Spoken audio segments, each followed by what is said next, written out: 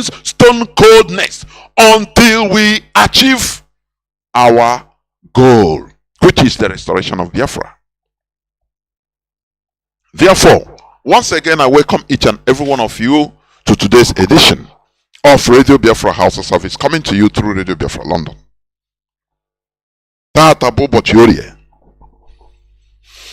I will go direct to the topic of my submission, or let me say, before that, I will read some news headlines. You know what we are doing here? Mazi Kanu established something.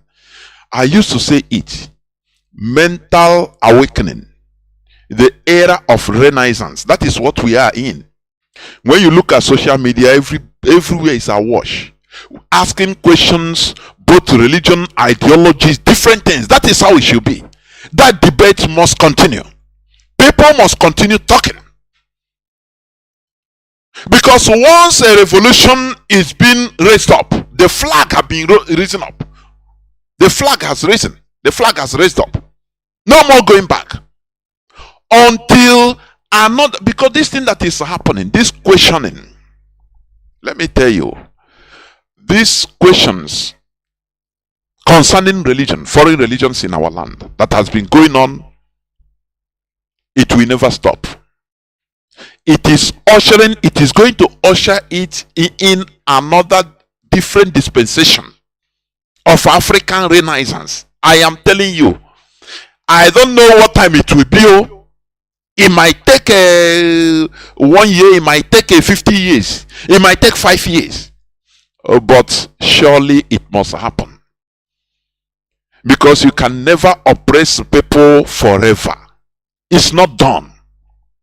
Nothing lasts forever. It's not done. There is not, injustice can never last forever. A time will come, people will start saying, instead, let me take that. We cannot continue like this.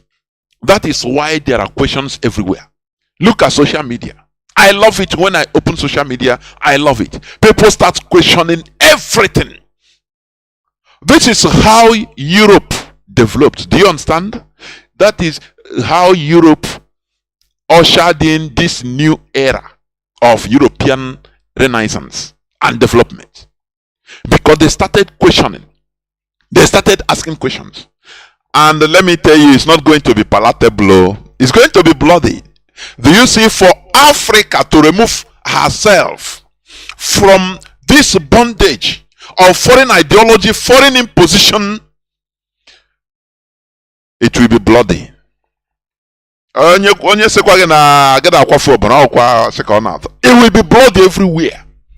Because there are forces that have been entrenched that is benefiting from the status quo. Do you understand? They will not let go easily, but the awareness is going on. It's ongoing. Europeans, they turned Africa into a nameless body of people. Everything in our lives is colonialism. It depicts colonialism. According to the clip I played, the preamble, the man said it all. That Africa has been turned into a nameless body of people. Look at the plate of food you are eating. Everything, this one imported from China, the other one from Japan, the noodles from Malaysia, this one from America, oh, the clothes you are wearing, this one. We are not free economically, ideologically, religiously, everything. Only a set of people, black race Africans. Why shouldn't we remove ourselves from this? Do you think that we have to continue, being like this? Continue being in foreign land and boasting. When you come from a foreign land to your village, you become more respected. Why is it so? Oh, you visited, where other people have built. This thing should stop. Action speaks louder than voice. Because our people, before, once you travel abroad, you become, you are being taken as you are the highest in your town. You are kindred on your family. But let me tell you, do you see This awakening that is coming, that is going on, not coming, ongoing, African awakening. Let me tell you, a time will come when, if you take photo, you are from, you are living in an African, you are an Igbo man living in Japan, you will be hiding, because it will turn into a shame. It will turn into a shame. I am telling you this. You know, this thing has been demystified, demystification. After all, what are you doing there? In a safer, in a wasanshi, in a menka. Due to people build the economy and they continue using black race in order to continue developing their country or their countries. The same slavery. This time around, you brag. As somebody sang, anywhere you go, if you don't see Igbo man, Balaga, you know that place. And the people are boasting with it. This is the meaning. It is an insult to us as a people. Don't you know that? It's an insult. It's an insult. People that have no home. That's it. That is what it means.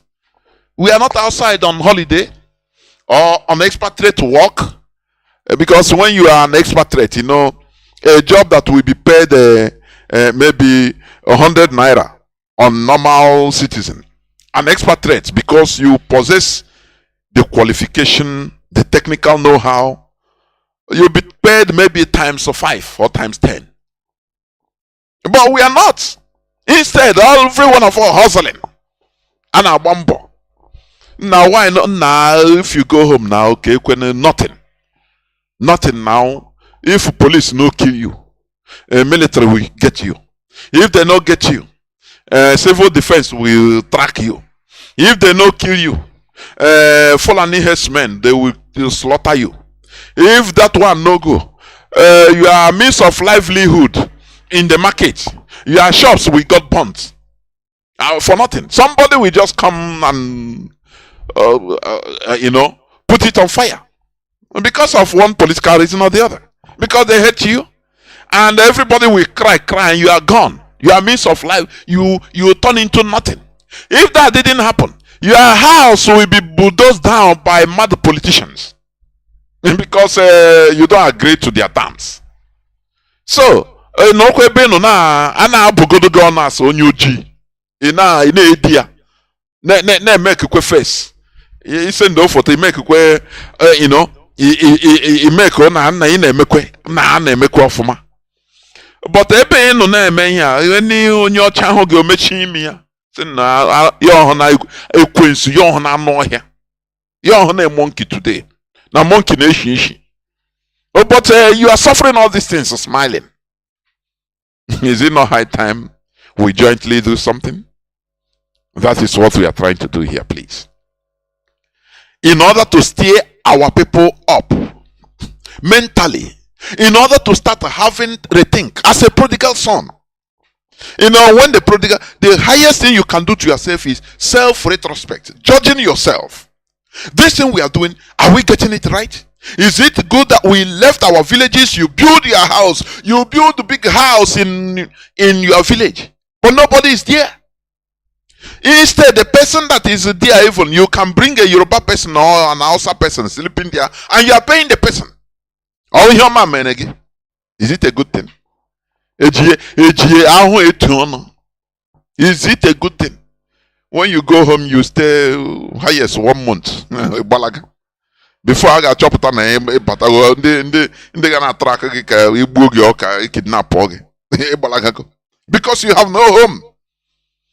So when you check all these things, we should understand that look, there is something fundamentally wrong that we need to fix. That is what we preach here. We need to fix ourselves. Foreigners turned us into destitutes. I mean black race in general. And we, Biafrans in particular. Europeans turned us into destitutes, you know, destitutes. Forget about your crumbs you are getting, you know, individual hustling. They turned us into dogs, dog eat dog. No organization. Do you know why I say we are primitive? Because we lack organization.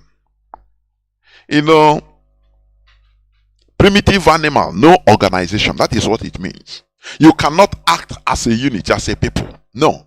All that matters, oh, you go now, you hustle, you get a car, buy a house, and start posting it on social media. They're making mouths. If we have an organized government that can at least everybody working hard, you can acquire this through the help of the government or through the facilitation of the government. Can you be making mouths? Can you be posting it on the social media? Can you do that? The answer is no. How many Japanese you've seen because they have house now, they'll be posting it on social media? That's stupidity. It's stupidity. They don't do it. How many Koreans you've seen doing that? No. Because they have a government that any person, you can be walking and be driving any car of your choice. Because it is organized in a way that the money will be deducted every month without you even knowing it. So why will you make mouth because of it? But in our own, you have to hustle. No help. Hey,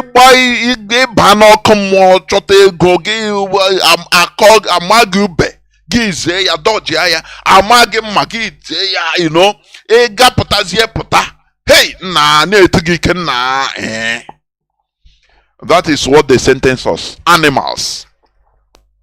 And you see people boasting with it. It's animalistic behavior. Let me tell you.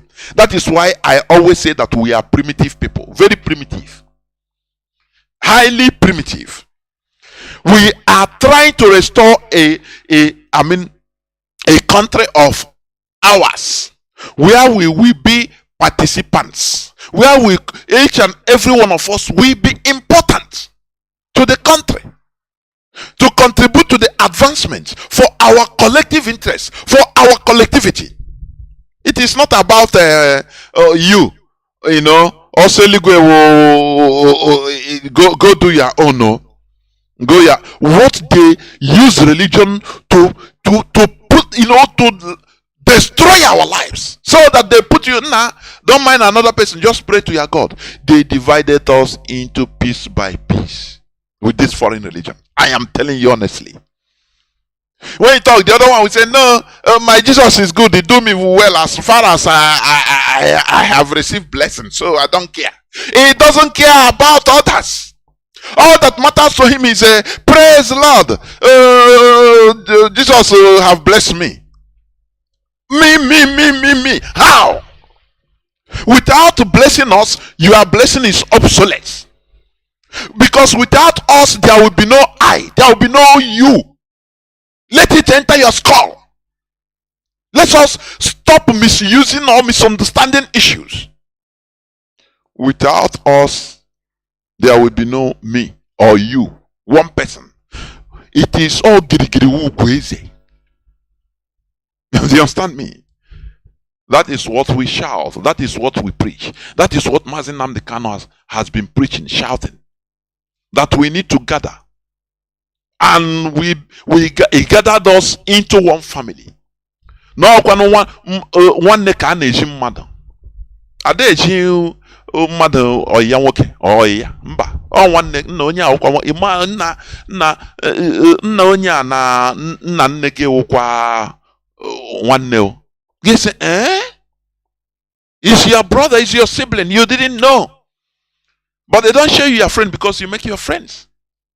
So we become one family under IPOB. But the Nigerian government is not happy.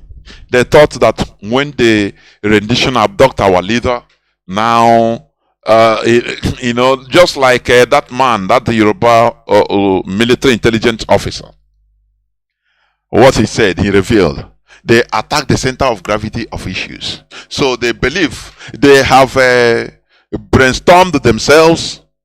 The think tanks, they have spoken that, look, what is the the center of gravity of IPOB? They say no. Igbo politicians are there to tell them, nah, I'm Igbo man. Maybe Rocha Sokorocha with it. Nah, me, I know Igbo people. I know my people now. Get Nnamdi Kanu and you see them Highest 1 month, 2 months. Yeah, Koshasha. You get to him and start activate the sleeper cells so that you disorient everybody. Onye Diego see ya jidechi IPOB money is independent.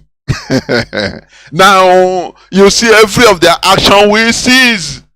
Any person anywhere in the world that hold any IPOB material, he will ojidechi Iyke kore ya wure mere go awonyi Igbo. It's on the Igbo people will bring all this brain, let me tell you. And they say, okay, that's why we love you people. I see. Now plan it and rendition Mazi Nnamdi, and they did. They did. Do you understand me? They did.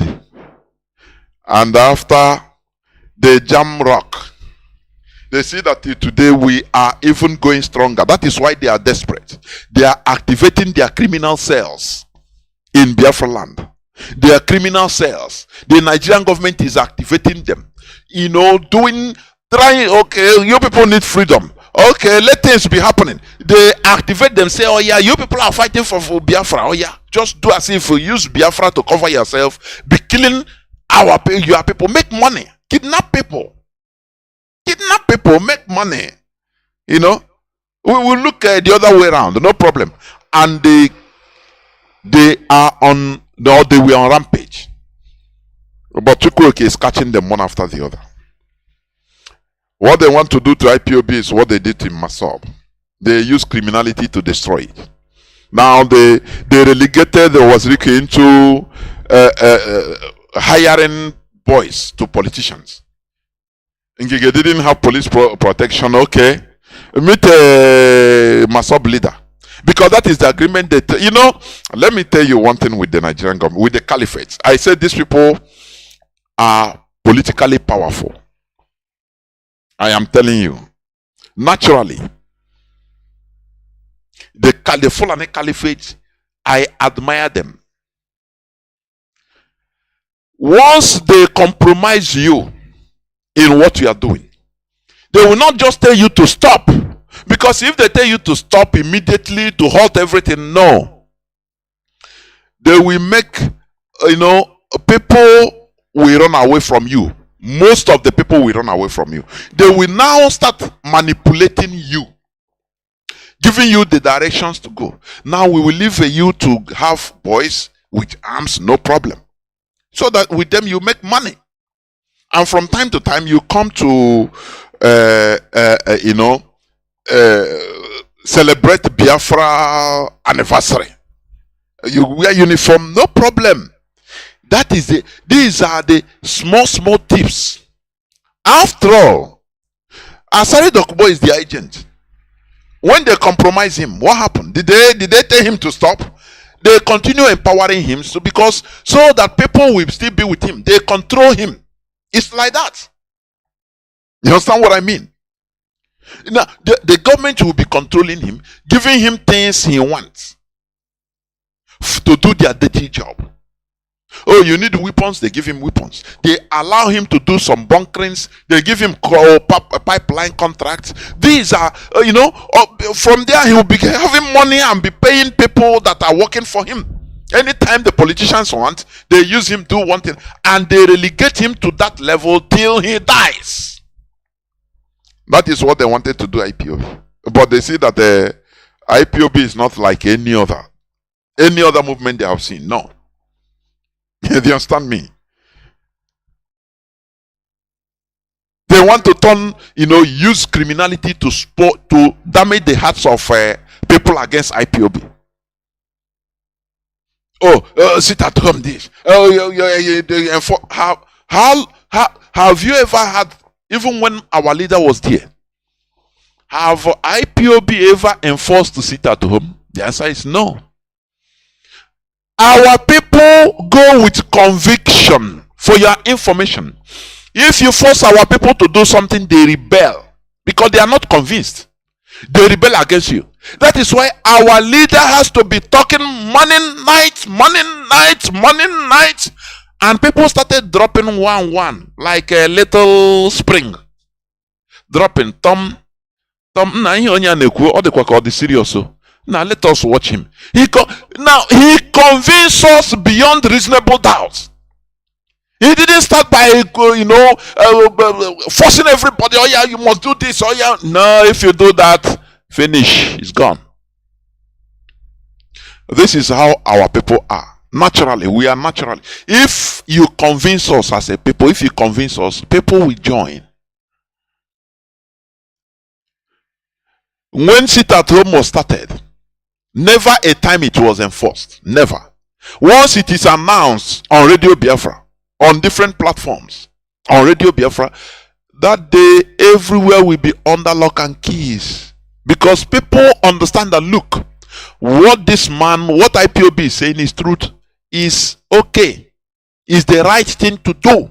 They do it voluntarily, to the extent at the first time the Nigerian government, the Nigerian press started wondering, say, my goodness me, what makes the Igbo man to leave his shop, close his shop for IPOB sit at home? My goodness me. Nobody forced them.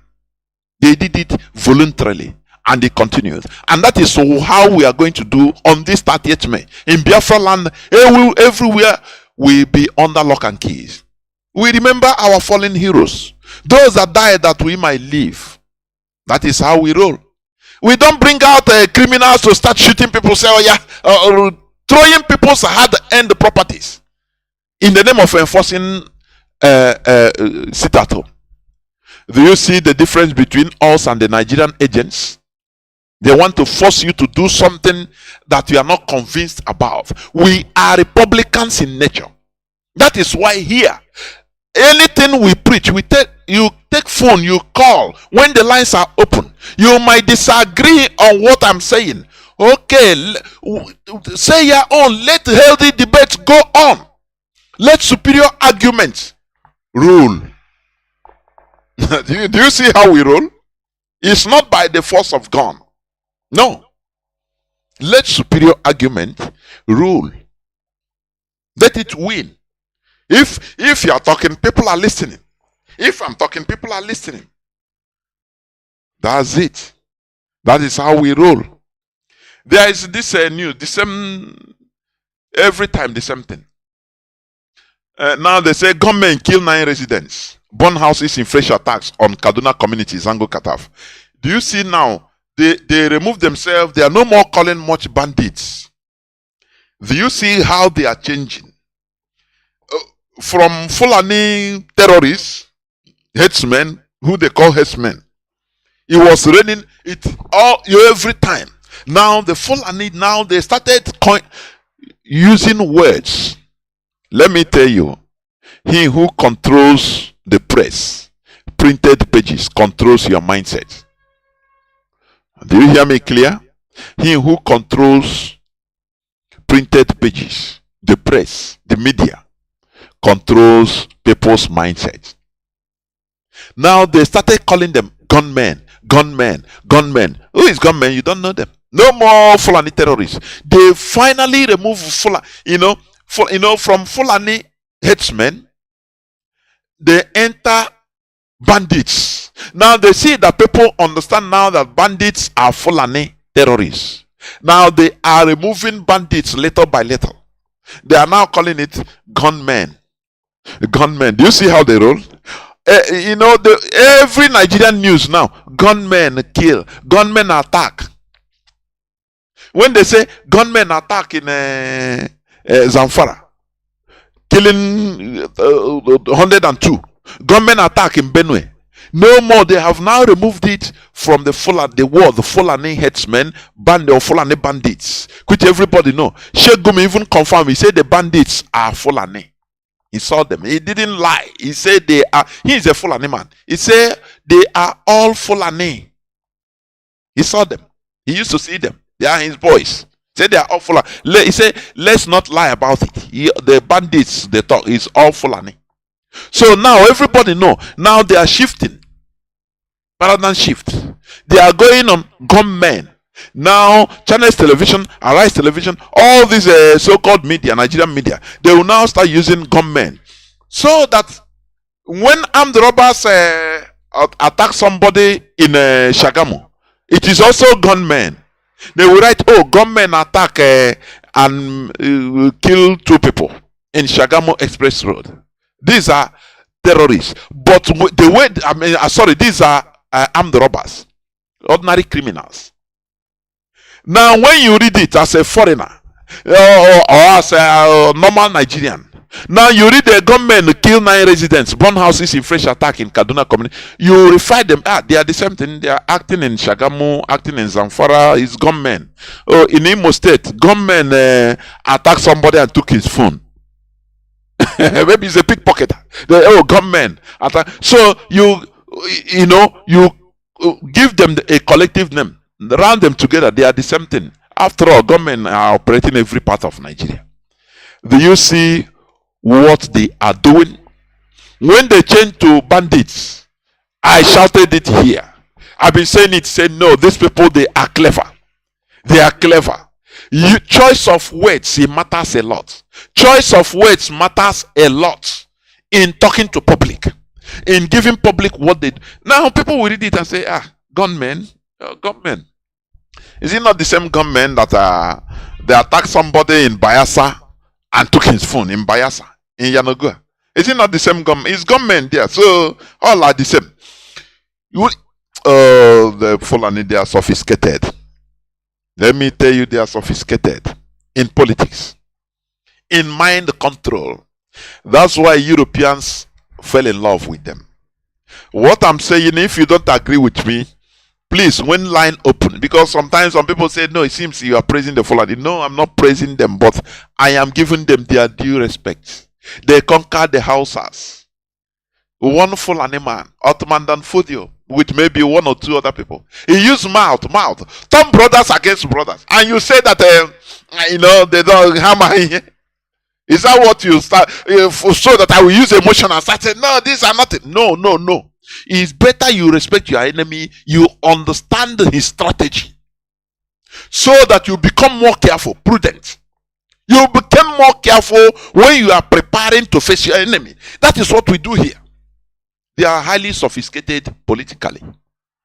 You understand? They are now using gunmen.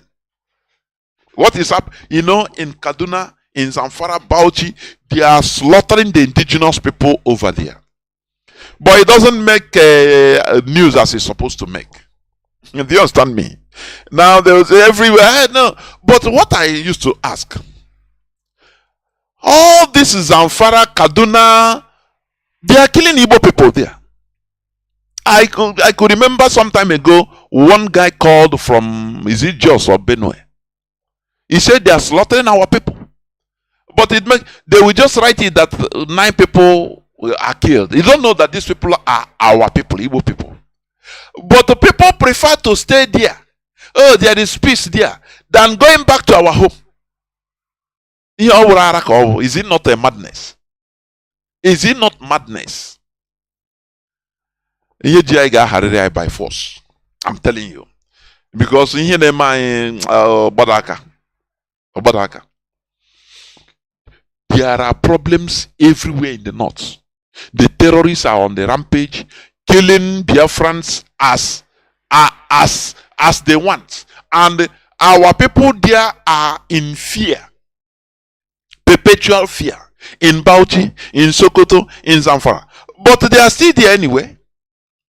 When they talk about it, the way the Southeast, the way the Nigerian media, channels, television will increase the volume of any crime. Hey, they increase it as if people are not living there. Oh, if you go there, they chop off your neck. Oh, criminality. This, everything full there. All these are their weapons of fighting us. Let me tell you, we are in a war. Zango Kataf, right from time. They are changing the demography of Kaduna. Kaduna used to be Kaduna South, used to be a Christian majority place or state. But today the demography have changed. Our brother that used to broadcast with me from Nasarawa, he told me that, look, Nasarawa, they were Christian country, Christian state. But today, he said the whole emirs they put on top of them are all Fulani Muslims or they are stooges. Do you see it? Even the governors. Do you see how they are changing? So people, they force people to, they give privileges if you convert to Islam. Now they give you privilege of work. So people are converting and they are changing demography. Do you see the reason why we talk about also this Christianity, which we will not stop talking about? Do you understand the reason? That is what I will call Christianity. I'm telling you honestly. They don't care for themselves. Everybody is interested in his individual blessing. Individual blessing. Oh, you don't know this man of God? Go to one man of God is in Abuja, he will solve your problem. They don't care about collectivity, collective problems. That is not their problem. They don't care about it. I will talk about it today anyway. For you to understand something, I will talk about it today. Therefore, let me just go direct to the topic of my submission today. Understanding freedom. Do you understand? Understanding freedom, that is the topic of my submission today. Because as I said, Africa has been turned into a nameless body of people. Everything in Africa, every of our daily lives depicts slavery, colonialism, everything, including religion. Colonialism is what it, slavery, colonialism, that is what it depicts. We under colonialism. Our government, if we are a president now, we take a oath. An African indigenous president, black African indigenous president, we take oath of office. Tinubu will take oath of office. He's a Muslim with Quran. Do you see it? Good luck, Jonah. An African president will take oath of office with Quran, Arabic, something that comes from Arab, or Bible, something that comes from Europe. And you think that you are believing that they are going to represent you. African Thor. You cannot devise your own indigenous thing and say, okay, no, this book we don't, it's okay. Take oath of office with this our indigenous. Bring let him take oath of office. If I venture do away or loot money or don't serve the people, kill me. Let them take an oath like that. Bring a shrine from their village. Let them do the ritual as they used to. Tell the president-elect, oh yeah, take an oath of office too. I'm telling you, he will be straightforward. He will serve the people. When the Europeans call him and say, do this, do not, you see this country, do not build factories. So make sure that you destroy factories there so that we can sell our markets from Europe. He will tell them, but I took oath with our shrine. No, it doesn't, it doesn't joke. I beg, Samuel, now forgive me. If I do waiting on a talk, I go die. Direct, you know the joke. That is what killed Mbono Iyke. Because he took oath with our own deity, our own shrine, indigenous shrine. Had it been, he go and say, okay, bring Bible now, let me swear. He will swear 100 Bibles. Now, nothing will happen to him. You understand? Nothing will happen to him. How I wish that it would have been Azikiwe that swore that oath, that they made to swear that oath, whether you took African Continental Bank money, whether you took money, he should have sworn the oath. Do you see how Britain destroyed our very brilliant people? How they destroyed them, killed them, different ways. You understand? So everything concerning us is it depicts colonialism. Any oath of office, so whether governor, he will bring a Bible. In court of law, in our own land, he will bring Bible. Or they'll bring Quran if it is in the north. Or you swear. Because they know that it doesn't work. They will take oaths. After they will loot, they will kill, they will commit atrocities. Nothing happens to them. Can't you think? Why can't we do something in a different way? So that we get different results. That is what we preach here. Now, as I said, understanding freedom. I will be brief because if it's as I used to get counsel. If I stay long, there will be law of diminishing return in the mindset or in the brains of some of our people. So I don't need to clog it, even if I didn't finish it today. Because there are many things to talk, honestly speaking. There are many things. Understanding freedom. Before engaging in a freedom fighting, you should understand the meaning of freedom. You know, these people, oh hey, Biafra. Many people they think that it's a fun. Nah, it's a fun. Nah, say I don't how to meet people, you know. They think it's a fun. No, it is not. That is why I say, before engaging in a freedom fighting, you should understand the meaning of freedom. Literally, the definition of freedom, literal definition says, it means, freedom means the power or right to act, speak, or think as you want. The power or right to act, speak, or think as one wants. Or another way, the state of not being imprisoned or enslaved. You understand? When you go, every prisoner, go to prison and ask every prisoner, what is your highest wish? It will not tell you, no, I want to ride the G-Wagon. I want to buy the highest house, mansion. No. It will tell you simple thing. Oga, only if I can get away from here, from this bondage, from this prison. Do you see that? He don't think in prison, he no more think about how he will be a billionaire, how he will be this and that. No. All that matters to him is freedom, because he lacks it. You understand? You need to understand freedom, what freedom means. That is why I call it understanding freedom. Now, every prisoner wants to obtain freedom at all costs.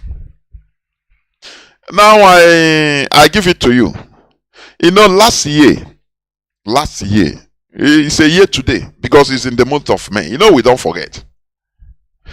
One Methodist prelate,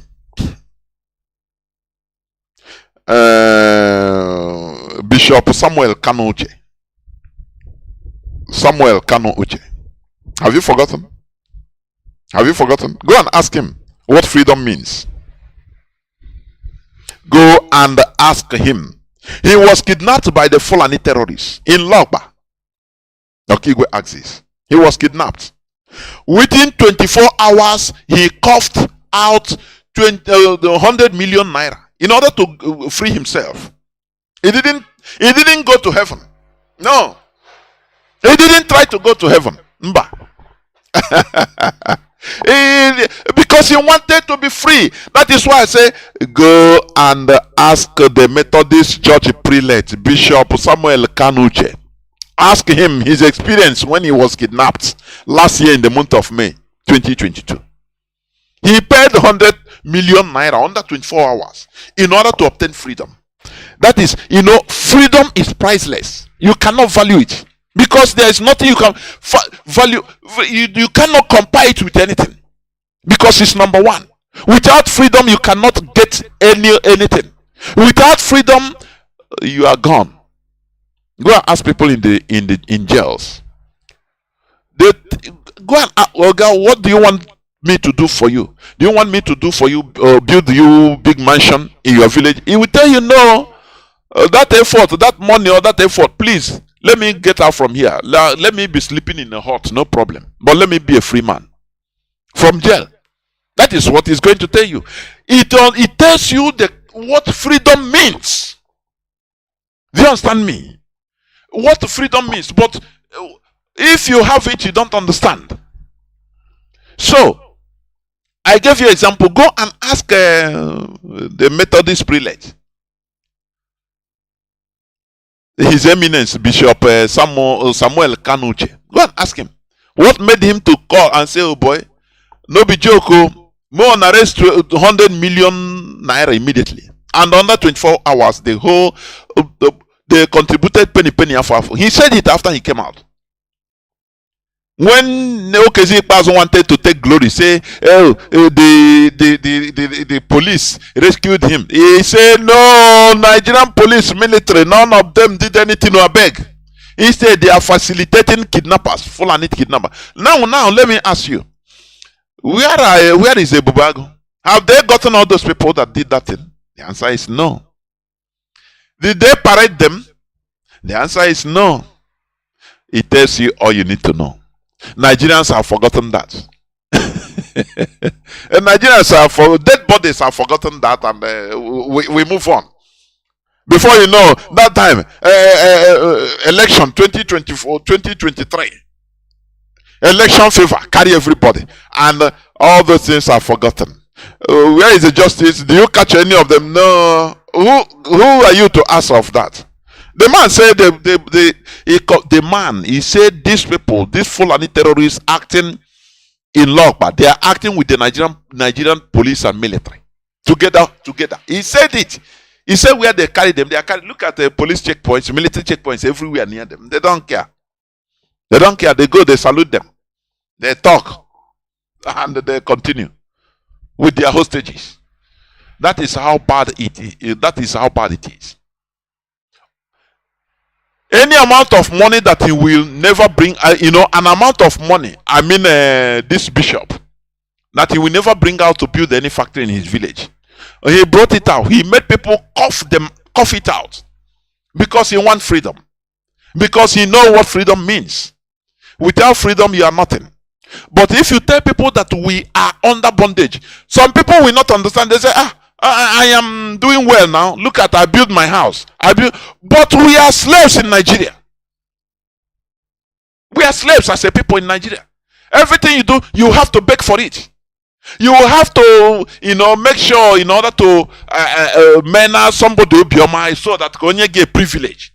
We are living under privilege in Nigeria. Not as citizens, no. That is what we are, in a very big prison as a people. Even our politicians, they are worse.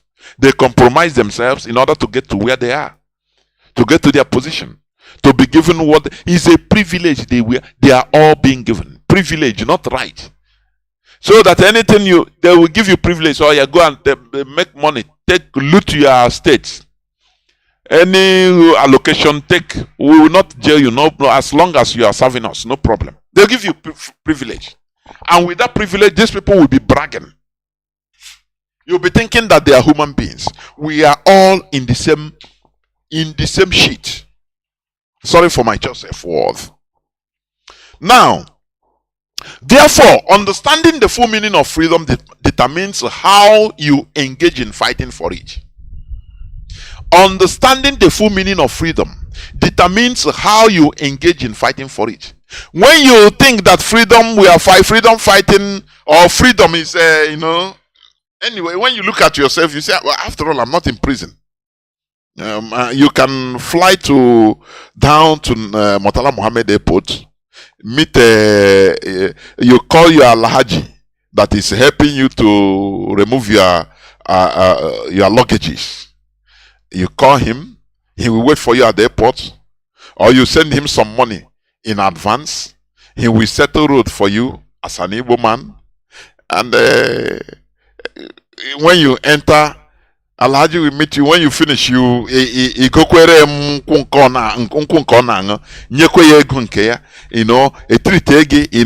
with privilege. They give you privilege, and you say, no, I'm free. What are these people talking? I'm free. No, you are not free. You are a privileged slave. Any day they want, they will deal with you like others. Whereas when you come with an Hausa man, once you speak Rankadede, Abuki, finish, yeah, the whole luggage is go his way, no distance as a citizen. But you need to have contact. Alhaji will help you and you have to pay. When they, if he come out, the way we sort, you see this army. This army, he have to pay through his ass. His brother will laugh. They will say, make them pay. So for you, you are a free man. No, you are a slave. You understand? You don't understand what freedom is. The freedom of Biafra we are looking for is not an ordinary illusional freedom or flag independence. This is why Mazi Nnamdi Kanu started by raising our mindset into questioning everything, including our ingrained religious ideology. Because we want freedom. We want the truth. When you want to know the truth, you start making investigation. Investigations is asking questions. Asking questions. When there is a crime, no person knows anything. Somebody was robbed in a place, in a road. What did the police, when they come, what did they do? They cordoned off the crime scene. They started collecting data that will help them to ask questions. They will ask people around. They will check whether there is camera. Do you see anything? That is asking questions. And what is the goal of those asking questions? To know really what transpired. That is to know the truth. Not to believe the truth, no. To know the truth. What really transpired. So that they will use it to build a case and make some arrests. Do you see it? That is investigation. That is what is going on today. When you see people talking the way they talk, is asking questions. When you see people like Matthias Ejiofor, sorry, talking the way he's talking, he's asking questions. We have to be asking questions all around 360 degrees. The questions they banned us from asking. When you ask questions before, they say no. You know. When we talk this, we are part of it. We are part of it. I was part of it. We did evangelism. They will tell you, no, don't answer foolish question. What do they call foolish question? Real questions, intelligent questions. But they block the mindset of people following Christianity, following that. They say, don't answer it. So to make you, that is what I've been seeing it. Even in this struggle, I've been monitoring. They seldom come on public debate because they block their mind. No, if you enter, you are sinning by talking with this person, by debating. Is a sin. That is why I completely support Mazi Iyke, our veteran, what he said. If you are in a leadership position in this struggle and you are highly religious extremist, we don't need you. I say we don't need you. Mazi Nnamdi Kanu say we don't want to restore a country, a Biafra, where idiots will be on top position. No, we don't need you. That is why Biafra is our religion. I continue saying it. Biafra remains our number one religion. If you can be influenced because somebody talk about one thing or the other against what you believe, which is foreign to our land, know that this struggle, you don't need to, all you need to do, come and join, stay in the floor. Finish. If you will be influenced by we had it. Our late leader Ojukwu, he was influenced by Roman Catholic father. father.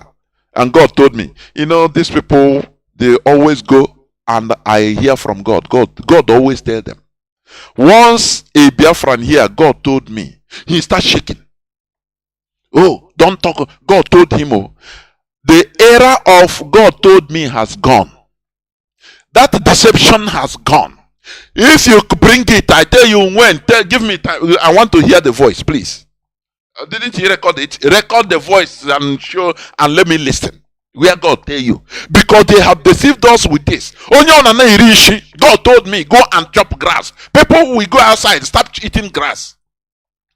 In the name of God told me. The freedom of Biafra we are looking for is not ordinary illusional freedom or flag independence. This is why Mazi Nnamdi started by raising our mindset in questioning everything, including our ingrained religious ideology. Asking questions makes one to reason deeply in order to obtain the right answer. I put on my timeline one American, he's an African American anyway. Go there, Jonas Raphael, you will see it. You will see him. He had been a pastor for, I don't know, since 80s or 90s. I've forgotten the date. Whether 30 something years till today. But today he come out to tell the population, he say he's sorry, he have been deceiving people from that time he have been preaching in the pulpit till today. He found out that everything is lie, illusion, lie and lie. Go in my timeline, you will hear him talk by himself. Go. That is asking questions. That is why I say, do you see this awakening is going around the world? You cannot deceive a people for all the time. You can deceive some people for some time, according to Bob Marley. But you cannot deceive all the people all the time. The time is enough. We have social media that is awakening people, making people to reason. Do you understand me? When they tell you don't ask questions, they are making you to be more stupid. That is what they relegated us into. No, don't. Any person that is asking you foolish question. What is foolish question? Now block him and go your way. That is why they don't engage in debate. And if you don't engage in debate, how do you make things right? Just tell me. Okay, that thing you believe, that thing you say is cure ED. We have to take it like that. Tell me. I want people to tell me any country, advanced country or advancing country that is running mostly on foreign ideology, foreign religion. I've been asking this because I've taken time to calculate the whole countries. None. People that are miserable are people that lost who they are, following foreign religions. These are the countries, very miserable countries. If you go to Israel, see Philippines. It's a Catholic country. Just see how miserable. See Africa. Everything about Africa is foreign. Religion, foreign. Food, foreign. Everything, clothes, foreign. Household properties, foreign. Language, foreign. And you ask me, you start telling me, okay, we are going to progress. Is that what you're telling me? We need to change. If we continue like this, people that are controlling us are those foreigners that brought all these things to us. They are under control, in charge of everything. That is why they have to instigate wars, use Boko Haram in order to be stealing. They have to use, I will play that clip. I played it here, but another day, where Hamza Mustafa was saying it. 1 gram of californium is 27 point something million dollars. 1 gram, not kilogram. 1 gram. Do you know 1 gram? 1 gram can, even if they go, if somebody carry 1 kilogram of californium, it doesn't mean anything. You just put it inside pocket. You know that? The Europeans, ask yourself, why do they have NGOs everywhere? Save the Children, this in Borno, where war is going on every day, and they cannot finish that Boko Haram war. Don't you ask yourself why? CNN with they are helping the children, they are feeding the children with me. They test their untested drugs with all these children in Borno, giving them cancers, giving them anything they want. Polio, everything. And they go and collect 1 kilo of californium that's supposed to be $2.7 billion. Now they will give them $100,000 in cash and $100,000 in arms. Hey, hangoria! That's not cheat in your chan. Oh, this infidels cheat, and they continue like that. We need to start thinking in another way. I'm telling you. Asking questions makes one reason deeply in order to obtain the right answers. Fighting for freedom is very expensive. It's very expensive. It is highly risky. It is a matter of life and death. Do you hear me? It is a matter of life and death. This is because our enslavement is highly beneficial to the slave masters. It is beneficial to them. Why do you think that transatlantic slavery lasted for 400 years, 4 centuries? Why do you think so? Do you know business that you do 400 years? Do you know what it means? It will gain you the whole world. Why? Because it's beneficial to them. So they ingrained it, they continued until people started fighting. Say no. In Haiti, they say no. We cannot continue living like farm animals. And do you know the worst part of it? It's not that this slavery, they bring slaves and they stop for 1 year or 2 years or 3 years and leave the ones that have there to born and multiply. No. As they are multiplying there in Europe, in Americas, in other parts of the world, I mean the slaves, they are every day they are loading more, just like loading cement. Every day ship will land and they will load the new slaves and go back. Do you understand me? For 4 centuries. According to official world records, transatlantic slave trading lasted for 4 centuries, from 15th to 19th century. For your information, 400 years. Do you know what it means? Only our Mazi Nnamdi Kanu started broadcasting, let me say officially, 2012. Although it started 2009, but officially 2012. How long now? Only 11 years. 11 years. People are tired already. For 11 years. Now freedom fighter and we cannot go honestly. Hey, Chineke. Whereas ANC fought, do you know how many decades they fought? ANC, they fought apartheid for more than 3-4 decades. Do you know that? And they are not tired. But hey, nah, nothing is happening. Nah, no some people. Nah, say they buy. So he can't go some of us. Nah, mazi here nah, gossip. If you don't know what is happening, you continue remaining as a slave. That is it. Transatlantic slave trading lasted for 4 centuries, from 15th to 19th century. While trans-Saharan slave trade lasted for 17 centuries, from 652 to 1960. Common era. Do you know that? From 7th to 28th century. 17 centuries. Trans-Saharan slavery. Those that brought Islam. Those that, you know one funny thing. The same people that they wronged, they are going to Mecca to pray. They embrace the religion of their oppressors. The same thing to Christianity. We embrace the religion of our killers, the Romans, the Europeans. Is it not? Don't you see that there is something terribly wrong?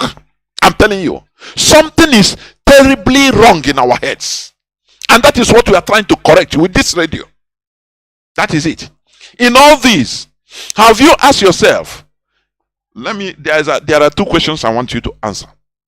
I will answer them anyway, but you have to also answer on your own. Why are the victims of the 2 most horrible international and intercontinental acts of inhumanity to human remain the same people? That is black Africans. We are always the victims of trans-Saharan slave trading and the transatlantic slave trading to the Arab side, to Asia, to Europe and America. Why? Only one people. Why? Ask you, why? Also, you can answer in your own way when the lines are open, which will be soonest. Now, in my own, I say all this because, okay, the answer to this is this. On my own view. There is an international conspiracy to keep the black Africans, who are the cradle of civilization, under perpetual check and control. That is under slavery. Because if you're under check and control, you're under slavery. You're under colonization. Perpetual one. In order for them to continue milking the richest continent of Africa forever. Because Africa is the richest continent in the whole world. You know that? In terms of natural resources. But what we lack is brain resources. That is what we lack. Not that we lack it, but because we're under slavery, we are not allowed to bring it out. Because any black African government, when I tell you that this so-called democracy they put in Africa is another ploy, colonialism, for your information. You used to hear on Cloud what plays on Radio Biafra. I have played it during my program several times. The revelation of this Yoruba man, the military intelligence officer, high-ranking military intelligence officer, who has killed for Nigeria. He has done everything for Nigeria to keep Nigeria going. He has done he's supposed to be under shadows, but because of the situation of things, he said no, he cannot keep quiet. Don't you hear where he is telling the audience in that interview that look, it took him and others some time to convince the CIA, American CIA, that Buhari will be good, will do something for Nigeria, will serve a good president for Nigeria. You hear him say so? Now, why don't you ask yourself that place? Whenever I hear it, I will chuckle. I used to listen. When I read there, I say, oh, only if Nigerians are real human beings, they will pick this word. Now, why then do they tell you go and pick your PVC? If secretly they will convince international body like the CIA that okay, we are choosing this person. Okay, oh yeah, he will be the president. Why? Which means what they are telling you in media, in conversing in churches, in mosques, take your PVC is just a charade, just to pretend that you are doing democracy. Have you not seen it? Have you not seen it? Have you not seen it in the past election that you are PVC nothing? Before they bring Tinubu, the powers, the international powers, they have picked him up. Our leader said it in 2014 that after Buhari it will be Tinubu. 2014 or 15 he said it. 8 years ago. And today is like that. Don't you see that? So all this your nonsense, PVC, it doesn't matter. The people that are choosing your presidents are America, Europe. They will do secret meetings and bring out the person and now finish. Whether you vote or you no vote, or they no concern them. That is why I say you see this democracy they put in Nigeria, in different parts of Africa. This European imposed so-called democracy is a cycle upon cycle upon cycle of deception. We go nowhere with it. They put any person they want in India. Do you understand? Check Thomas Sankara. He was not a Democrat. Thomas Sankara, 1983 to 1987, only 4 years. He took power through the barrels of gun, although he didn't kill nobody. A young, vibrant man. He changed the status quo of Burkina Faso only in 4 years. 4 years. And the Europeans said, no, we cannot allow this man, or we will kill him. And they killed him. Do you hear me? Is he a Democrat? Look at Africa. Look at Libya. Look at Libya. Was he a Democrat? But why did Libya is the only country that have no debts, international debts. They have more than 100 and almost $200 billion reserve, which is un-African. And they said, no, this man, we need to eliminate him. Because they don't want somebody that will set a precedent in Africa. But will you understand that? Because he who controls what you are reading, both in Quran, in the Bible, in news you are hearing, he control your brain. They will not tell you all these things. You hear me? They control your brain. So they will not even want you to think in this way. If election time is coming, remember a few months back, everybody in Nigeria is like India, or when you are controlling your game with your mouse, every Nigerian become wild as an animal. Hey, obedient. As if they are calling the shot. They just made them to believe that they are the people electing their leaders or their political elites. Whereas the people that are doing it are the background, watching you, controlling you. The man revealed it. He said they have to convince the American CIA to allow Buhari to be the president. If they can urge the CIA, American CIA, to do that, select one person. Why then do you have to go to elections? Why then do they have to tell you, take your PVC? Don't you see that it is a charade? We want you to reason deeply, reason in a deeper way. All this so-called, we are democracy. This country do election. That is rubbish. It's another neo-colonialist way of keeping you into continuous bondage. That is why we need freedom. Freedom to organize our own thing in a way that the Europeans don't understand. Do you understand me? We organize our own thing in a way, our system, our natural system that the Europeans don't even understand. So they cannot come to teach us. I say Thomas Sankara, it puzzled them. It surprised them. And they have to look for another African, his best friend, to kill him, to eliminate him. That is the curse on Africa. That is it. They will not go far. They will look for your best friend behind you or beside you to use it to kill you. Don't you see what happened to Mazi Iyke? Don't you see people that he trusted in America? They betrayed him. You don't know that they are working on him, giving reports every day. You don't know that? You don't know that there are sleeper cells in IPOB, but they are just bringing out money given to them by their politicians, political masters. They do as if they are donating. They are donating to IPOB. That's why we must be careful. We should be highly careful. Freedom fighting is not a joke. It's something. It's a very serious business. Any mistake, you pay cash. You understand me? Any slightest mistake, error, you pay cash. Because enemies abound. That is it. So we must continue. Now, do not forget, I'm talking about understanding freedom. Now, as I asked,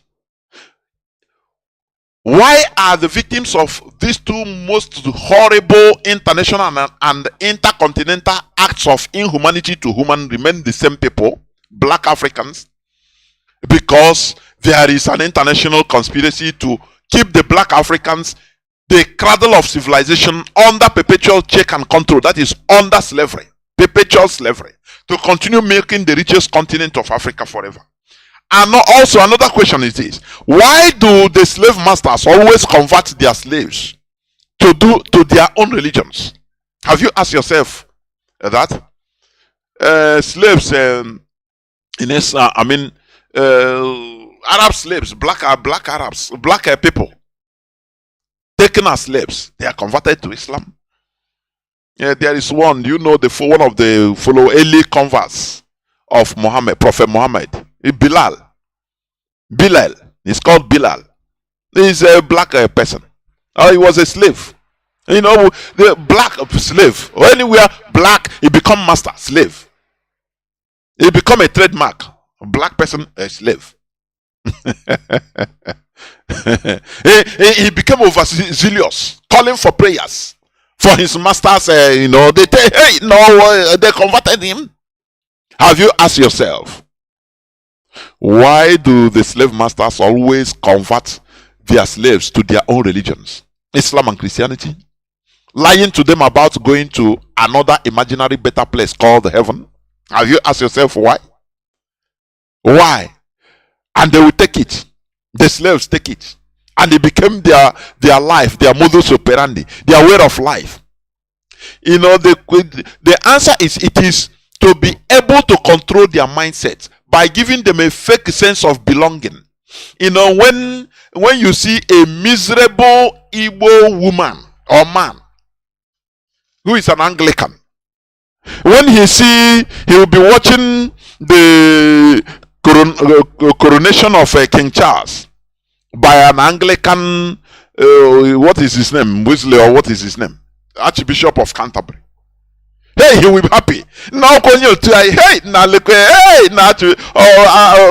King of England, Anglican, they give you that fake sense of belonging. The only thing you gain is that feeling that, oh, they kill you. Terrorists kill you, they don't care. Rome don't care about you. Even England wants you to be slaughtered.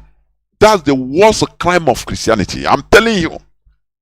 Had it been they are defending their fellow Christians, like in Nigeria, defending them thoroughly, we wouldn't have been having problem.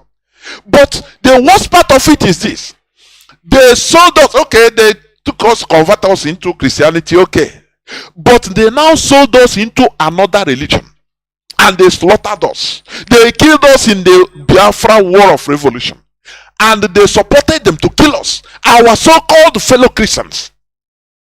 Come on, let me tell you, you know, I've said this before. You know, in Guinea Conakry, the Futajelon, you see, that is the Fulani. They entered there just like headsmen as usual. They saw the good scenery, grasses everywhere, bush. Oh, please, can you help us? We are just passing. Let us sleep here for the night so that our cattle will graze. Being good people. Oh, you people are what? Are Muslims. Oh, the Jalonkes, they were Muslims even before the Fulani came to them. They were Muslims. But not that jihadist Muslim, because let me tell you, Islamic jihadism came into West Africa by the Fulanis. Go and make researches. Before Islam mingle with indigenous religion and other, no problem. No person even have that consciousness. It's the Fulani that brought this Islamic consciousness in West Africa. Do you understand that? This is a historical fact. So when they stay in with the Jalonkes, the following day, on a no-go, say, no, here they're good, make we stay small. They say, okay, go to that place, build your hut, no problem. You know that old build your hut, land or break it now. So that as you people are Muslims, we can manage together. Anytime you want, you come, after you go, no problem. They say, okay. Before you know, they send the messages to Senegambia to bring their hardcore jihadists. Now, before the Jalonkes will say hi, they found themselves being attacked in their villages by the Fulani jihadists to take over the land. People that brought them with cool-mindedness. People that brought them together and say, stay in my house. Now, after you want to pursue them. Now, do you know what? The Jalonke started fighting. After everything, the Jalonke said, no, but these people are Muslims like us. Many of us are Muslims. Why are they killing us? Why did we do wrong? They thought like human beings. They say, no. If a Muslim can do this to his fellow Muslim, now there is no need of this Islam in our land. They call Gele, say, we have to massively renounce Islam. They renounce it. As a people, not as individual. Everybody, from today, we are no more Muslims. Because we cannot understand the rationale behind our fellow Muslims that come from far place. We harbor them, After they started killing us, fighting against us, they massively renounced Islam. At that time, today in Guinea, many of these Jalonkes are not Muslims till today. Do you hear me? There's a time I wrote in our timeline that, do you know, when you think about what Christianity have done in our lives, in the life of Igbos, Biafrans, we should renounce. It's a political issue. We should renounce. I give it as an opinion. We should renounce Christianity massively. As a people, say, owing to this, what Britain did to us, what Rome did to us, they didn't help us to fight as their Christian brethren. They didn't help us to fight others that are not Christians, Mohammedans that are killing us. Owing to this, we renounce Christianity. It is the people did it. And that is why today in Guinea, let me tell you, they never give power to the Fulani. They made it a law among themselves. The Jalonkes, all the indigenous people, they are different groups, but they join together. These are, when I look at Nigerians, I say no, but Nigeria is another case study. It's something else. The Fulani, only less than 2% of Nigerian population is killing, slaughtering, massacring 98 point something percent of indigenous people, and all of them are crying. When they kill East, they cry. As they are killing in the East, they are killing in the West. They are crying, lamenting. They are still asking the same Fulani government to come and help them. I say no, there is something wrong. I'm telling you, today it baffles me. In Zamfara, indigenous people there are crying, they are being wiped off. In Kaduna, the same thing. Borno, the same thing. In Plateau, the same thing. In Jos, they are killing them every day. All they know is carrying corpses and dumping it in governors of lamenting. Naked. In Nasarawa, the same thing. In Sokoto, the same thing. In Enugu, in Taraba, the same. In Yoruba land, all the same thing. In Abuja, they are doing. Niger State, the same thing. They are killing indigenous people everywhere in Nigeria, including even in Biafra land. But we are raising awareness and say, look, we shouldn't stay like this, and one set of people are killing all of us, and we are sitting like sitting ducks, crying and lamenting, asking the same set of people to come and save us. Why can't we join hands, join ranks as a people, indigenous people, what the Jalonkes did, and now fight these people, remove differences in our land? No. The Ikwurema will say, no, I'm not Igbo. That is his utmost concern. And Igbo man will deny him, say, no, I'm not Igbo. Why? But they are killing all of us. No. It doesn't let Fulani kill everybody, but I'm not Igbo. Oh, this Biafra thing. Oh, somebody from Plateau will say, Igbo, hey, this Igbo, they are domineering. But the others that are killing Igbos are killing you. Let us join hands together in order for... No. Igbos are domineering. No, instead, Fulani, they will be killing us every day. No problem. And you see that there is something terribly wrong. There is something terribly wrong in our brain. That is what we are trying to change. Do you understand me? Okay, we must continue. In no distant time, I will open the lines because I will not finish it up today, honestly. Okay. As I ask the question, why not ask yourself, why do the slave masters always convert their slaves to their own religions, Islam and Christianity, lying to them about going to another imaginary better place called heaven? Now, I said it is to be able to control their mindset, their psyche, by giving them a fake sense of belonging, number one, to put them in a perpetual situation of Stockholm Syndrome. You know, Stockholm Syndrome is a psychological condition of a victim who identifies with and empathizes with their captor or abuser. That is what they turned us into. That is why you see an Igbo man fighting for Jesus Christ. An Igbo man, hey, well, get in now. But they use this thing to slaughter us. They destroyed us. They turned us against ourselves, against even our environment. They go to every church. Your problem. You see that river you have. I was watching on social media. I don't know whether to cry or to do what. I will pray for you. One person called. You are from Nigeria. Okay. The video. They are showing on video. They are showing the face. I'm living in London.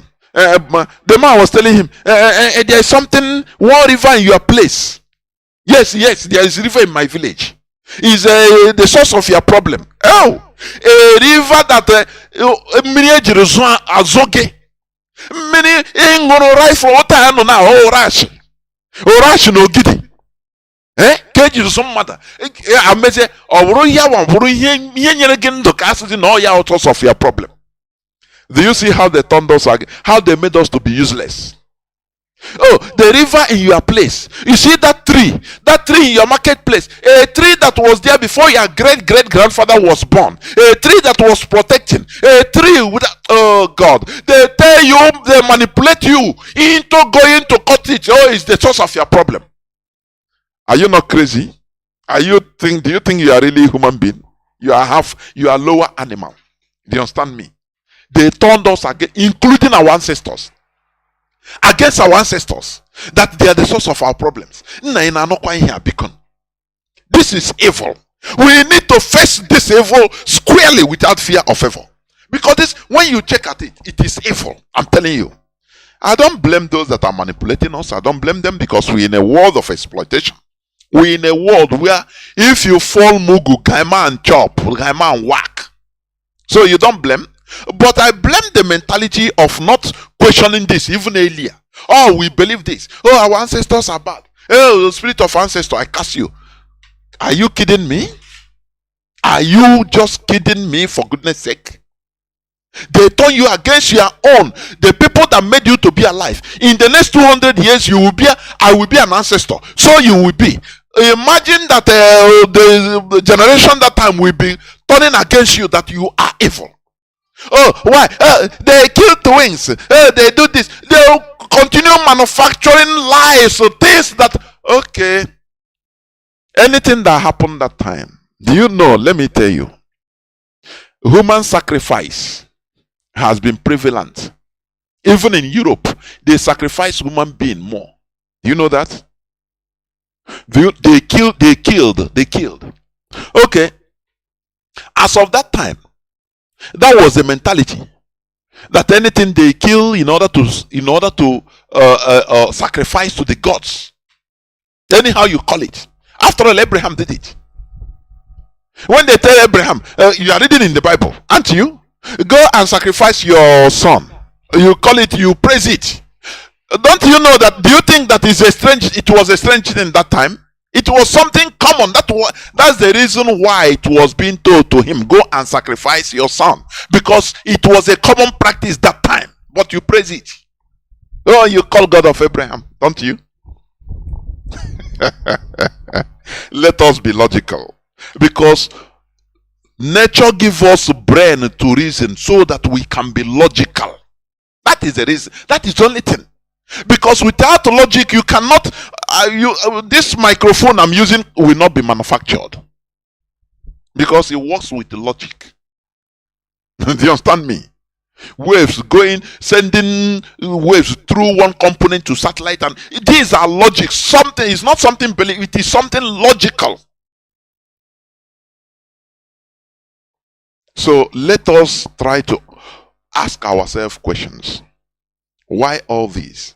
Why do we have to defend our killers' religions? Embrace and defend it with all our lives. Why? It's a psychological condition. They turn us into a Stockholm syndrome, so that we now love our captors. We now refer to them as our redeemers. Oh, they brought education. So let me ask, if Europeans really brought all these things, what do you mean by education? That is number one. Because our ancestors before the white people, they were living. They were living not as individuals, but as organized set of people. They have kings. When the Europeans first entered Africa, the Portuguese, they met African kings. Oh, Chineke. I don't know why people cannot reason again. I don't know. They met African kings. The same way when they went to Japan, they met the Japanese kings, which means these people have been having education. They were having education existing together, because without education, you cannot be living as a people. How is it Europe that European that brought light, fire to them?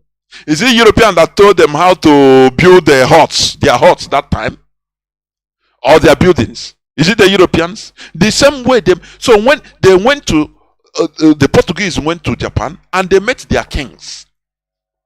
So they saw that these people have been organized. So people that are organized, they had education.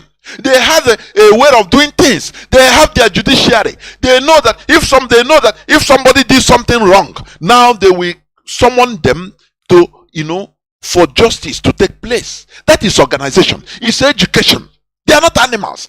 People that are telling us that, they brought education, which means we are living like jackals. We cannot even cook our own food. Now the Europeans brought it for us to teach us how to light a fire and to start cooking. That's what it's an insult. Very big insult. I'm telling you. The Europeans that killed, slaughtered us, massacred the young children. Use young children in order to feed the crocodiles. Now they become angels. Oh. Sometimes I become depressed. Sometimes I want to block my mind and say, why am I thinking all this? Why am I seeing all these things? Why can't I live normal life? Why? Because it makes me depressed. You will see somebody educated or so-called educated, defending the indefensible. I cannot, for the goodness me, I cannot understand. Insulting part of us. Our ancestors we bear 33% of their chromosomes, for goodness sake. Without them, we cannot be alive. They were organized and they had education, and that is why they were able to bear children that bear children unto us. Otherwise, they would have died of diseases if they have no doctors, if they have no way of healing. They would have died off. You understand? They would have died, out of existence. They have been extinct. But they organized themselves, had their own. Now foreigners came and massacred them. Any person, any king that didn't agree with him, they fought, and there is one woman. He say every African leader, real African leader that didn't agree with the Europeans, the head is in the jars of European museum somewhere in Europe. And it's true till today. Preserved with chemical. It's true. They came, they conquered us, and now they injected poison into us. And we started suffering from Stockholm syndrome, embracing our killer's religion, embracing it, defending it with even to the extent some people will be ready to relinquish freedom for their belief. You know what belief means?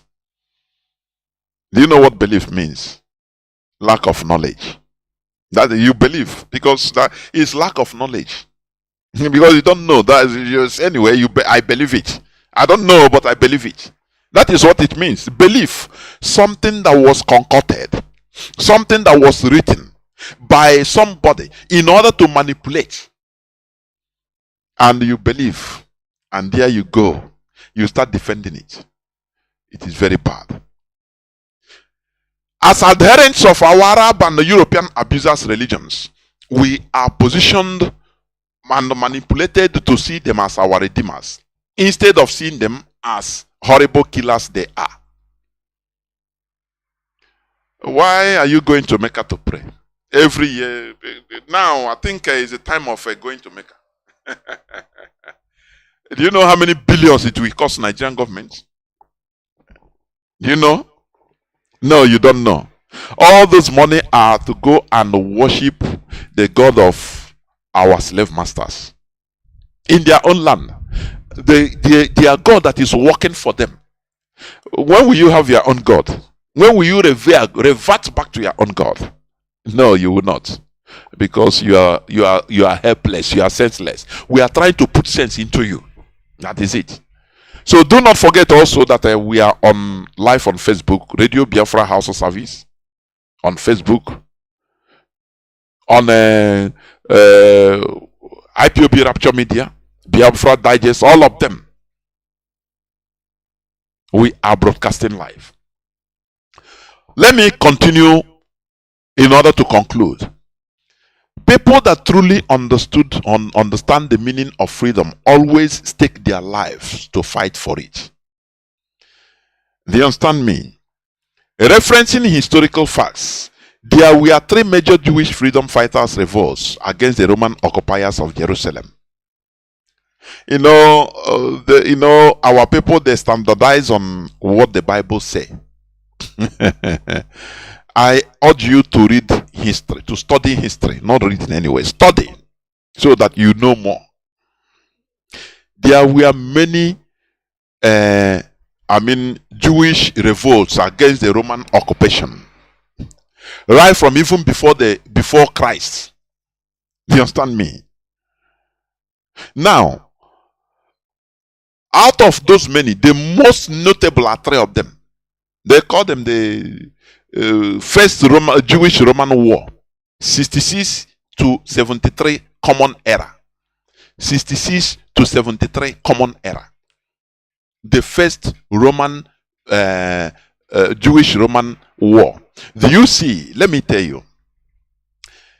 The Roman Empire met in the Jews, a type of people that they never meet any other place in the world. Do you understand me? They are highly attached to their traditional religion. That is their tradition. That they are ready to go to war, to die, to maintain their tradition.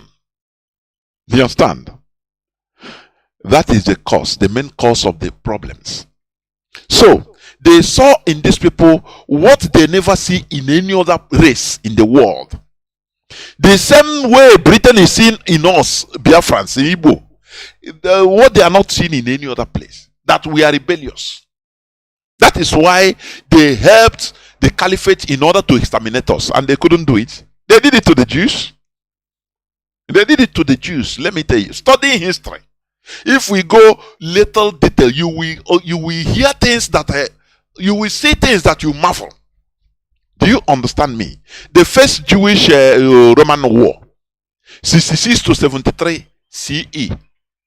Do you understand? It was the first 3 major rebellions by the Jews against the Roman Empire, fought in Roman-controlled Judea, resulting in the destruction of Jewish towns, the displacement of its people, and the appropriation of land for Roman military use, as well as the destruction of the Jewish temple and the polity. A little people, but they are mighty, that are challenging the almighty world power at that time. That is what Britain think that we are doing. That Nnamdi, these Igbo people, you people, you understand me?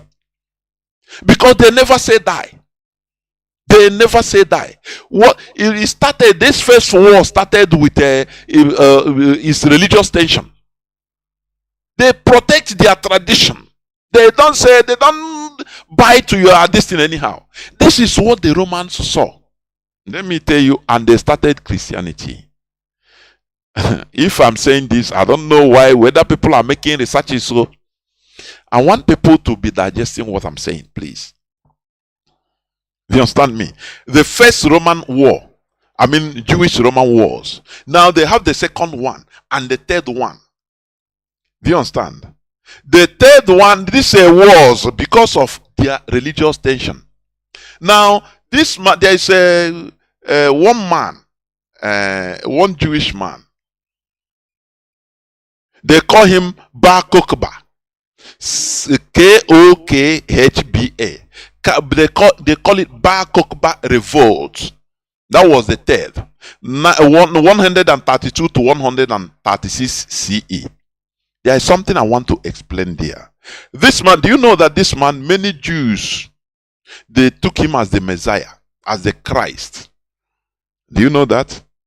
They took him as the Christ. No, you don't know.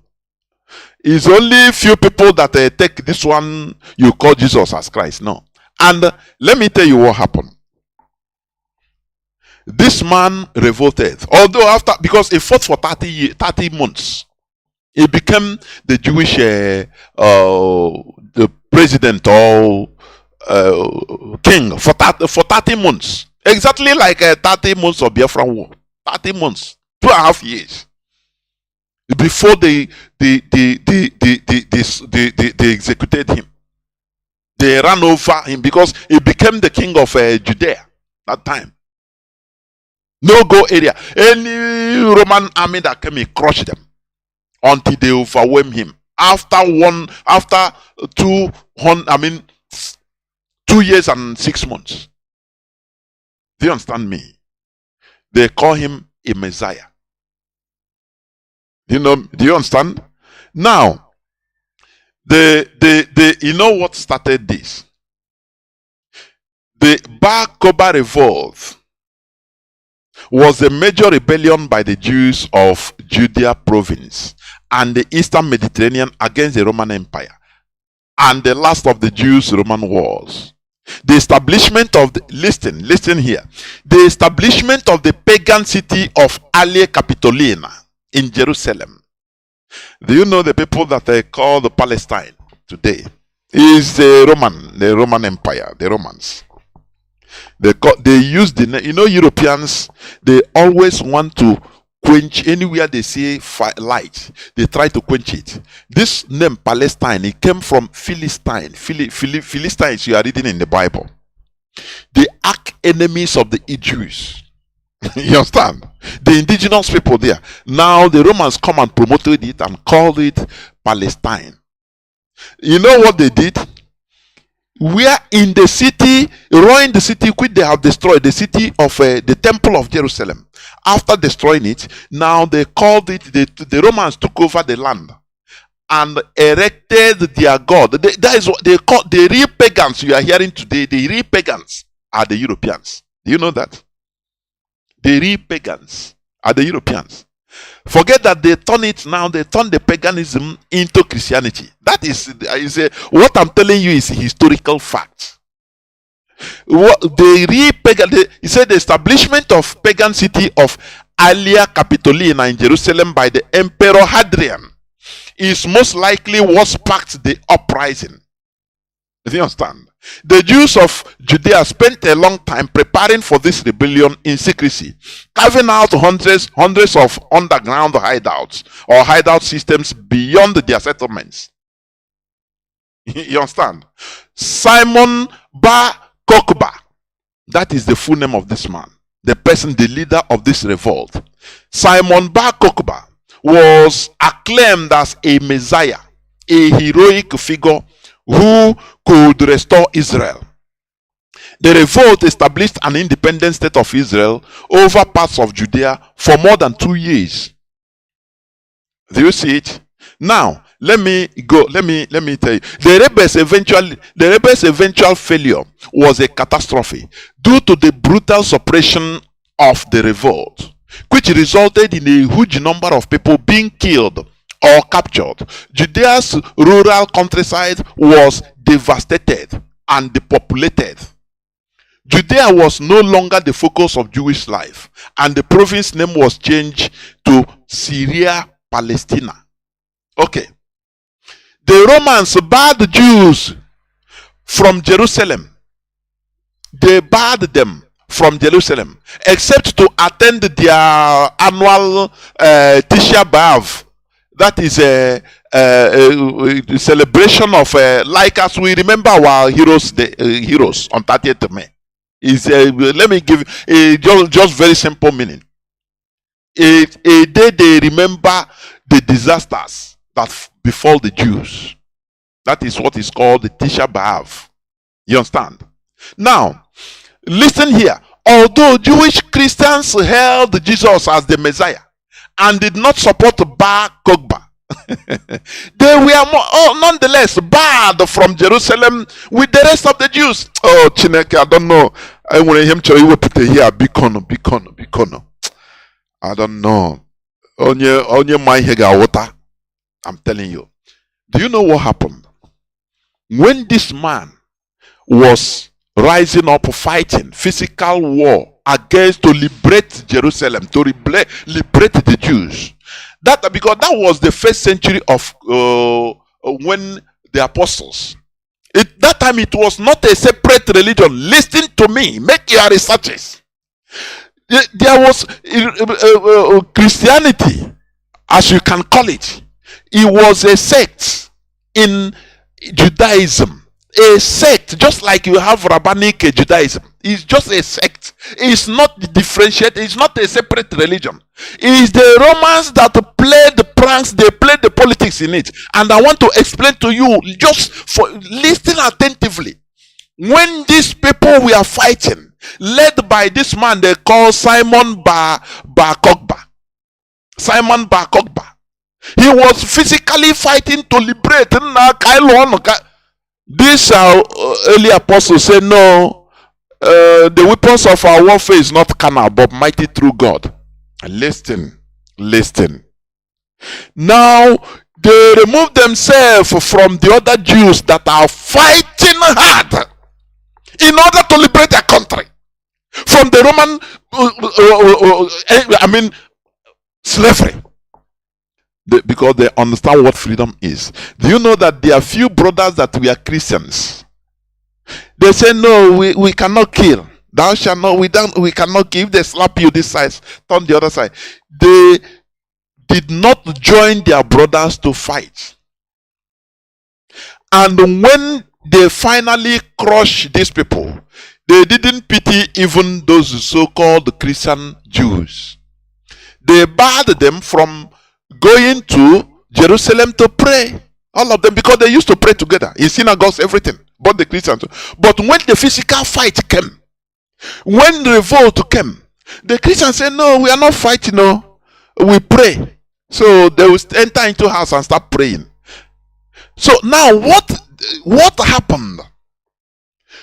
The Roman Empire saw that these people, they are Jews, but they are not engaged in fighting against them. So they say, okay, we have to officialize this, their sect. We have to maintain it, officialize it into a mainstream, another religion itself.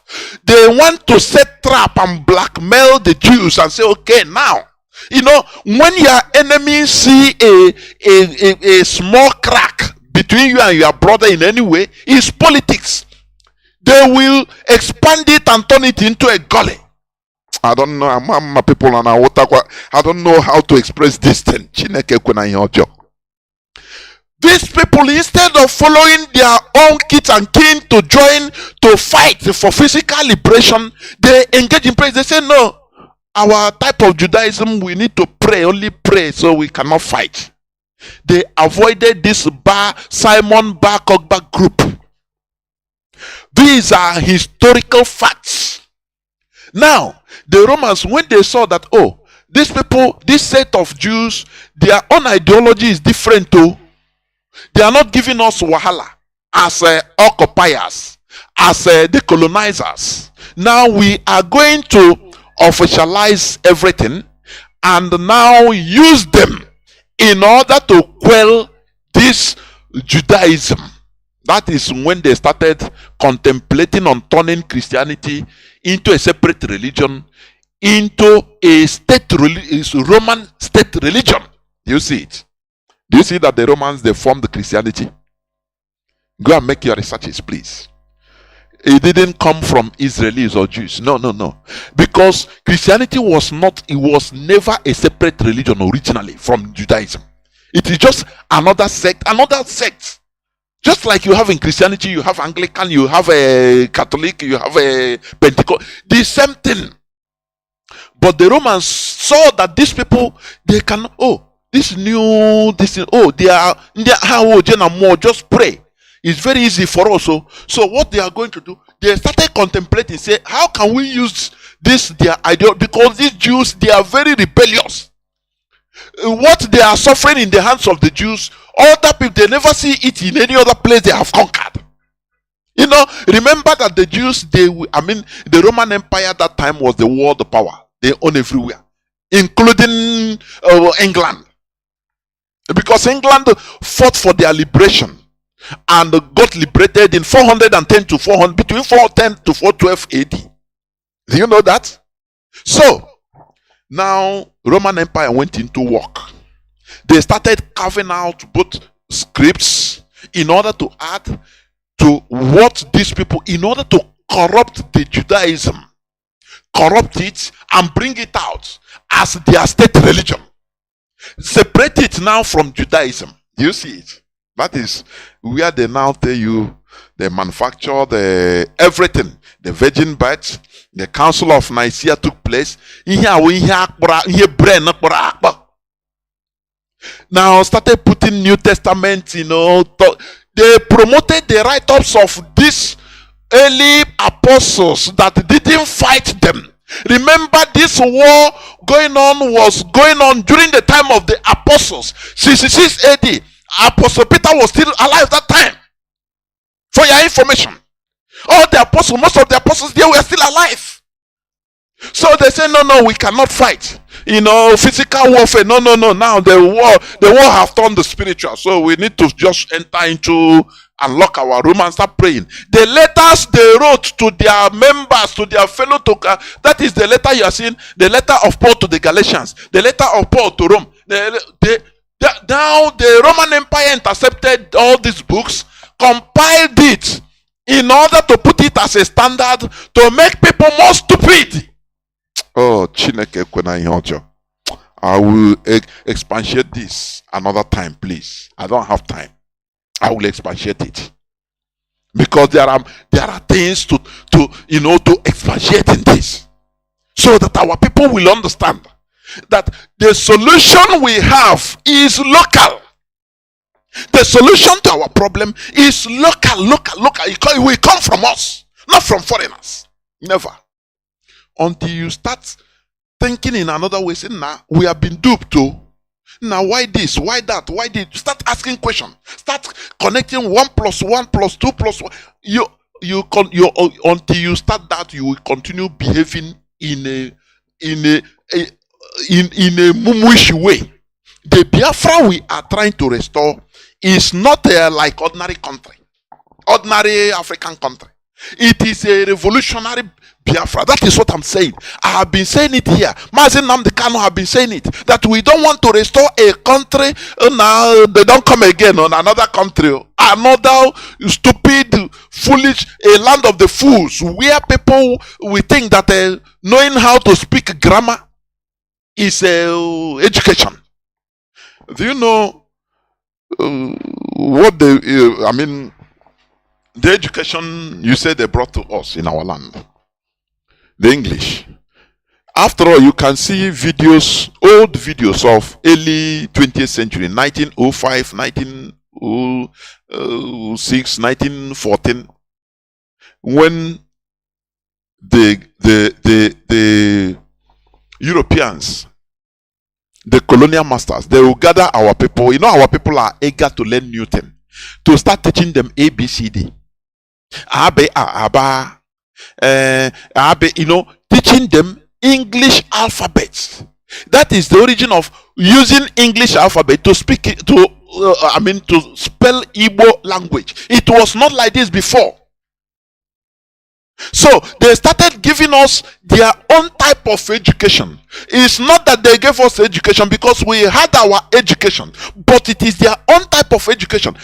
Setting a standard. Do you know the standard they set for us?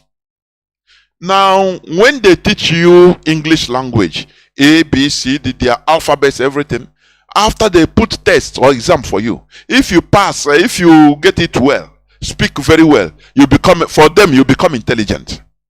You are intelligent. Do you see that? But are you really intelligent? Somebody that speaks language, does it make you intelligent? No, it doesn't. But that is the standard of education which they put for us. And from that time, they continue using it on every one of us, scrapping our own alphabets, our Nshibidi, which we have been using to write, to communicate, scrapping it completely. And they turned us they manipulated us in order to hate everything about us, about ourselves. How can you fight your shadow now? Just turn around wherever you are. Look at your shadow. Start fighting with your shadow. People will be watching you and say, you are this man, you are crazy. Now you are mad now. That is the way they are looking at us from outside, as we are fighting our shadow, our ancestors. Do you see it? There is a very mischievous manipulation in this religion. I'm telling you honestly. If you need to study it with open mind, not with sentiment, in order to understand some things that you should understand. And that is why when Mazi Nnamdi is saying it, I see the pain, because he wants people to understand things the way he sees it, the way the way it should be. The manipulation is too much. Do you understand me? So we must continue. I think I will stop here. I will continue another day, please. Otherwise, if I continue, I still have many things. I'm telling you, many things. So I will stop here on this first Jewish-Roman war of 66 to 73 AD. Stop, limiting yourself to only reading the Bible. Study history. Study. You have even Google. You have different books. Study history, and you will start on the. When you read things, you will use your brain.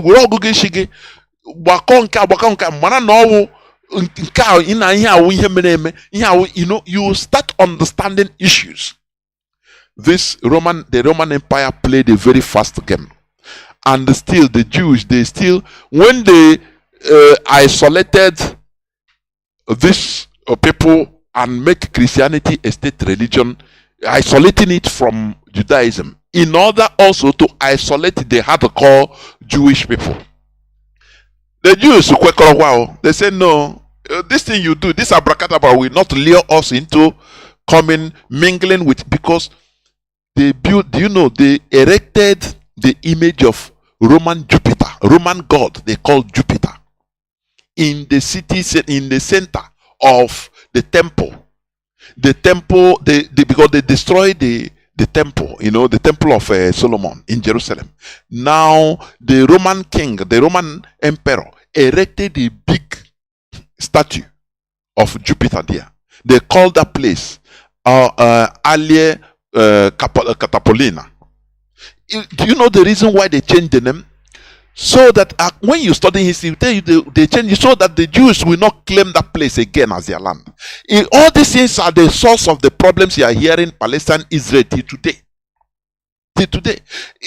The same thing they did to us. They removed bite of Biafra. Erase our names anywhere. Changing map information, original map information. But they left the Gulf of Guinea. Change it with a bite of Benin. But remove bite of Biafra. When you talk, they say, no, Biafra have died. Do you see? The same thing they did to the Israelis. Exactly the same thing. The Romans, they did it. Exactly the same thing. Thinking that erasing the name, calling it Philistia, that is Palestinian, we make them forget about who they are forever. But these people, they say no. They are stubborn. Like us, and we continue until we get what we want. Today they maintain that original name, Israel. Do you see that? Some people quarreled with Ben Gurion, one of the founding fathers of the modern Israel. Say, why are you insisting on this name, Israel? It will make people hate you. Say, what proof? No, leave this thing. When we restore our land, now we use another name, restore it after. Now once we get independence, now we can change our name anytime. And answer is he said no.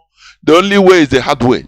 In the United Nations, when they proclaimed in 1948, in the United Nations Security Council, they asked him, he made statement, he said, now this is Republic of Israel. They asked him, what proof do you have for Israel? He brought out the Torah. He raised it up. David Ben Gurion. He brought out the Torah. He said, look at it. My proof is here. And that's it. The only way is the hard way.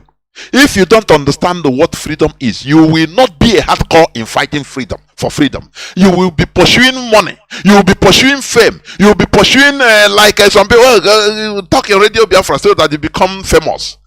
That is rubbish, nonsense. If you understand what freedom is, you will contribute your quota in order to make sure that not being on the sideline. I was watching one of our brothers' platform. Somebody called, started blaming said the DOS, they are not doing it good. They shouldn't, Mazi Nnamdi Kanu say, if I'm not there, I'll burn Jew down. Our brother asked him, say, but you are not a member. You are not a member of IPOB. Have you gone meeting before? He said no. You don't contribute. He start lying. He said, if you don't contribute, but you want heaven to DOS to bring heaven to fall with their finger now.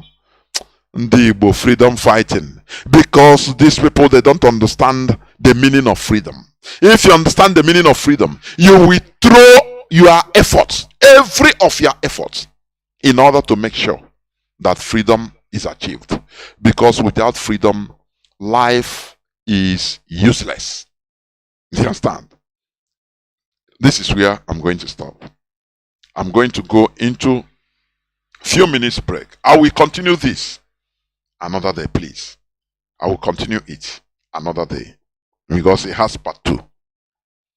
I will go into a few minutes break so that when I come back, the lines will be opened and you can call me. Please feel free to dispute me. Please feel free to have contrary opinion. This is just like our parliament, please. No person will beat you or disgrace you. No. All we are asking for is superior argument. We learn from each other. We go into a few minutes break so that when we come back, the lines will be opened. Please do not go away. I'll be right back.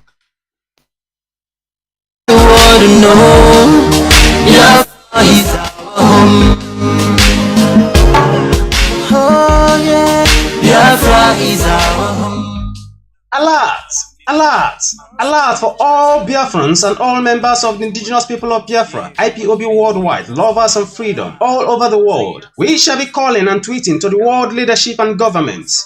The Biafra worldwide phone call and Twitter campaign alert is on from the 20th of April to 12th of May 2023. As we are in this Twitter and phone call campaign, endeavor to participate. Listen carefully for the phone call and tweeting updates. U.S. Government, United Nations Office at New York. The time to call is 3 p.m. to 11 p.m. Biafra time. To call and tweet to the White House, Washington, D.C. Telephone number +120-2456-1111. Twitter handle @White House or @POTUS. For the United States Senate, number +120-222-43121. Twitter handle @SenateFloor or @CSPAN. For the U.S. Congress, direct number +120-222-54361. Twitter handle @Congress.gov. United Nations at New York, number +121-2963-1234. Twitter handle @UN. Tweeting to the People's Republic of China, Foreign Affairs. The time to call is from 3 a.m. to 10 a.m. Biafra time. Telephone number +861065961114. Twitter handle @Foreign Chinese or @MFA-China or @spokesperson CHN. Tweeting to the African Union, AU. European Union, EU, Russian Federation, the UK, United Nations Office at Geneva. The time to call is from 9 a.m. to 5 p.m. Biafra time. For AU, the African Union, and Ethiopia, the telephone number is +25 111 55 17700. The Twitter handle at African Union. For European Union, telephone number 800-678-91011 or +3222 999 696. Twitter handle at EU-Commission. For Russian Federation Foreign Minister, phone number +74 99 244 1609. Twitter handle at MFA-Russia. The United Nations at Geneva, number to call +121 296 312 34. Twitter handle at UN Geneva. United Kingdom Parliament, the numbers to call are +44 20 72 19 3000 or +44 20 72 19 54 37 or +44 16 09 76 5330. The Twitter handles are at UK Parliament, or at House of Commons, or at UK House of Lords, or at Rishi Sunak. Remember, the call and tweet of one person is the call and tweet of everybody. Information coming to you from the IPOB All State Media worldwide. Under the leadership of Mazi Nnamdi Kanu, Ututurono.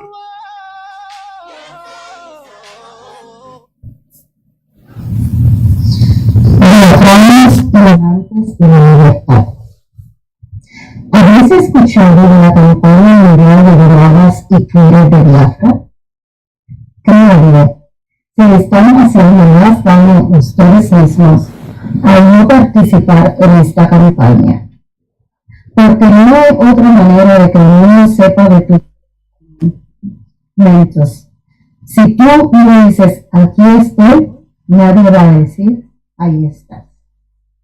Únete a esta campaña que comenzó el 20 de abril del 2023, inmediatamente, antes de que culmine el 12 de mayo del 2023.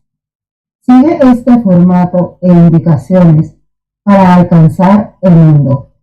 Por favor, sé cortés cuando llames y haz uso de las siguientes indicaciones. 1. Hola, mi nombre es. 2. Estoy llamando para informarle de la extensa conspiración, propaganda y mentiras que están siendo propagadas en contra de los indígenas de Biafra, quienes son víctimas así como sobrevivientes de genocidio. 3. Biafranos y amantes de la libertad. Esta es la información que tienes que pasar al mundo. 1. El gobierno nigeriano debe obedecer la orden de la Corte y poner en libertad y absolver al señor Nnamdi Kanu incondicionalmente de todas las alegaciones hechas en su contra frente a la Corte de Apelación de Nigeria. 2. La salud del señor Nnamdi Kanu se está deteriorando y él está bajo severa tortura física y mental en confinamiento solitario. La adecuada atención médica le ha sido negada. Él necesita urgentemente tratamiento médico. El deterioramiento de su salud en el calabozo DFS se cree que es el resultado de envenenamiento por el gobierno nigeriano. Urgimos al Comité Internacional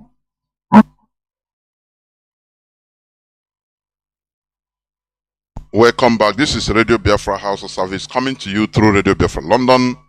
My name remains Mazi Jonathan Chinedu from Olu Province of Biafra Land. What I'm playing to you is this awareness campaign, but translated in Spanish, please, so that people will be hearing it also. Therefore, I welcome each and every one of you. Today is the 13th day of May 2023. Do not forget that on the 30th May in Biafra land there will be total sit at home. Therefore, we must continue. Our lines are now open. Many people are calling. You can also call on, what do you call it? Signal. People are calling only mostly on WhatsApp. You can call on Signal also. Our direct line is +1 213 328 6224. I repeat, +1 213 328 6224. Our WhatsApp and Signal line, the same WhatsApp and Signal line, the same number is +61 405 142 547. I repeat, +61 405 142 547. I have callers. I have a caller already on WhatsApp. Caller on WhatsApp. Can you hear me? You are the first caller, Mazi. I can hear you. Welcome to the program. Please go on. Thank you very much, Mazi. There we go. My name is Mazi Joe Agasi. The deputy coordinator in Regensburg in Germany.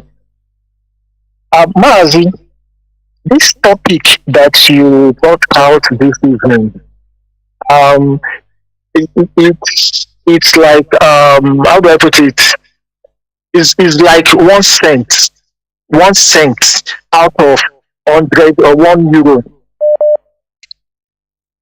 Mazi, you understand what I'm trying to say? 1 cent out of €1. By the time our people will understand up to €1, they will now look at themselves and tell themselves that so we have been fooled all this long. Because Mazi, imagine 30 million Igbo out of 70 million denounce and renounce Christianity in a day, in just 1 day. The world will shake. Mazi, do you know one thing? You see, individuals will be against this. You know, they say, no, how can Jesus did this thing for me. We are not talking about your personal interests. What they did to us as a people. It's a political statement. That is one thing I want people to understand. It is doable. The world will shake. Go on, Mazi. Okay, Mazi, that is the reason why I said it was just 1 cent. Just 1 cent you dropped this evening. The people that has brain will start asking themselves, what is Mazi talking about? Let me go and check it out. Let me go and Google. Let me go to Wikipedia. Let me go to any site where I can read it to even gain more knowledge. Mazi, you see what you started this evening? To me, it's like an historical class. Historical class for people that want freedom. Freedom is not given. Fighting for freedom is difficult. You take it by force from your enemies that wants to kill you. The Fulanis and the British, they don't mean any good for Igbo. They should realize now, all of them that are attending Anglican, Catholic Church, and all this mushroom Pentecostal church, that they cannot think of the future ahead for their children. What are they laying? What foundation are they laying on for their children? The kind of life that they live with, they want their own children to live it also. A life of lies. Everything about Christianity is pure lie. The way it started, it was a political gimmick to thrust the Jewish people out into Christians. Yes, some of them left their Jewish whatever. They became Christians. From there, they started taking Christians to all over the place. Even our people don't even know that the Crusaders that were fighting for Jerusalem, they were going there to kill the indigenous. They were not even fighting the Muslims. They were killing the indigenous of the original Jerusalem. A former president of Egypt told the Israelites that the Israelites that left here were black. How can you come back white? Because they know the people that left there. Mazi, see, if our people wants to learn history, it's like I think what you started today, you can now start from there. Part 1, part 2, part 3. Let our people start understanding that the Bible is not an historical book.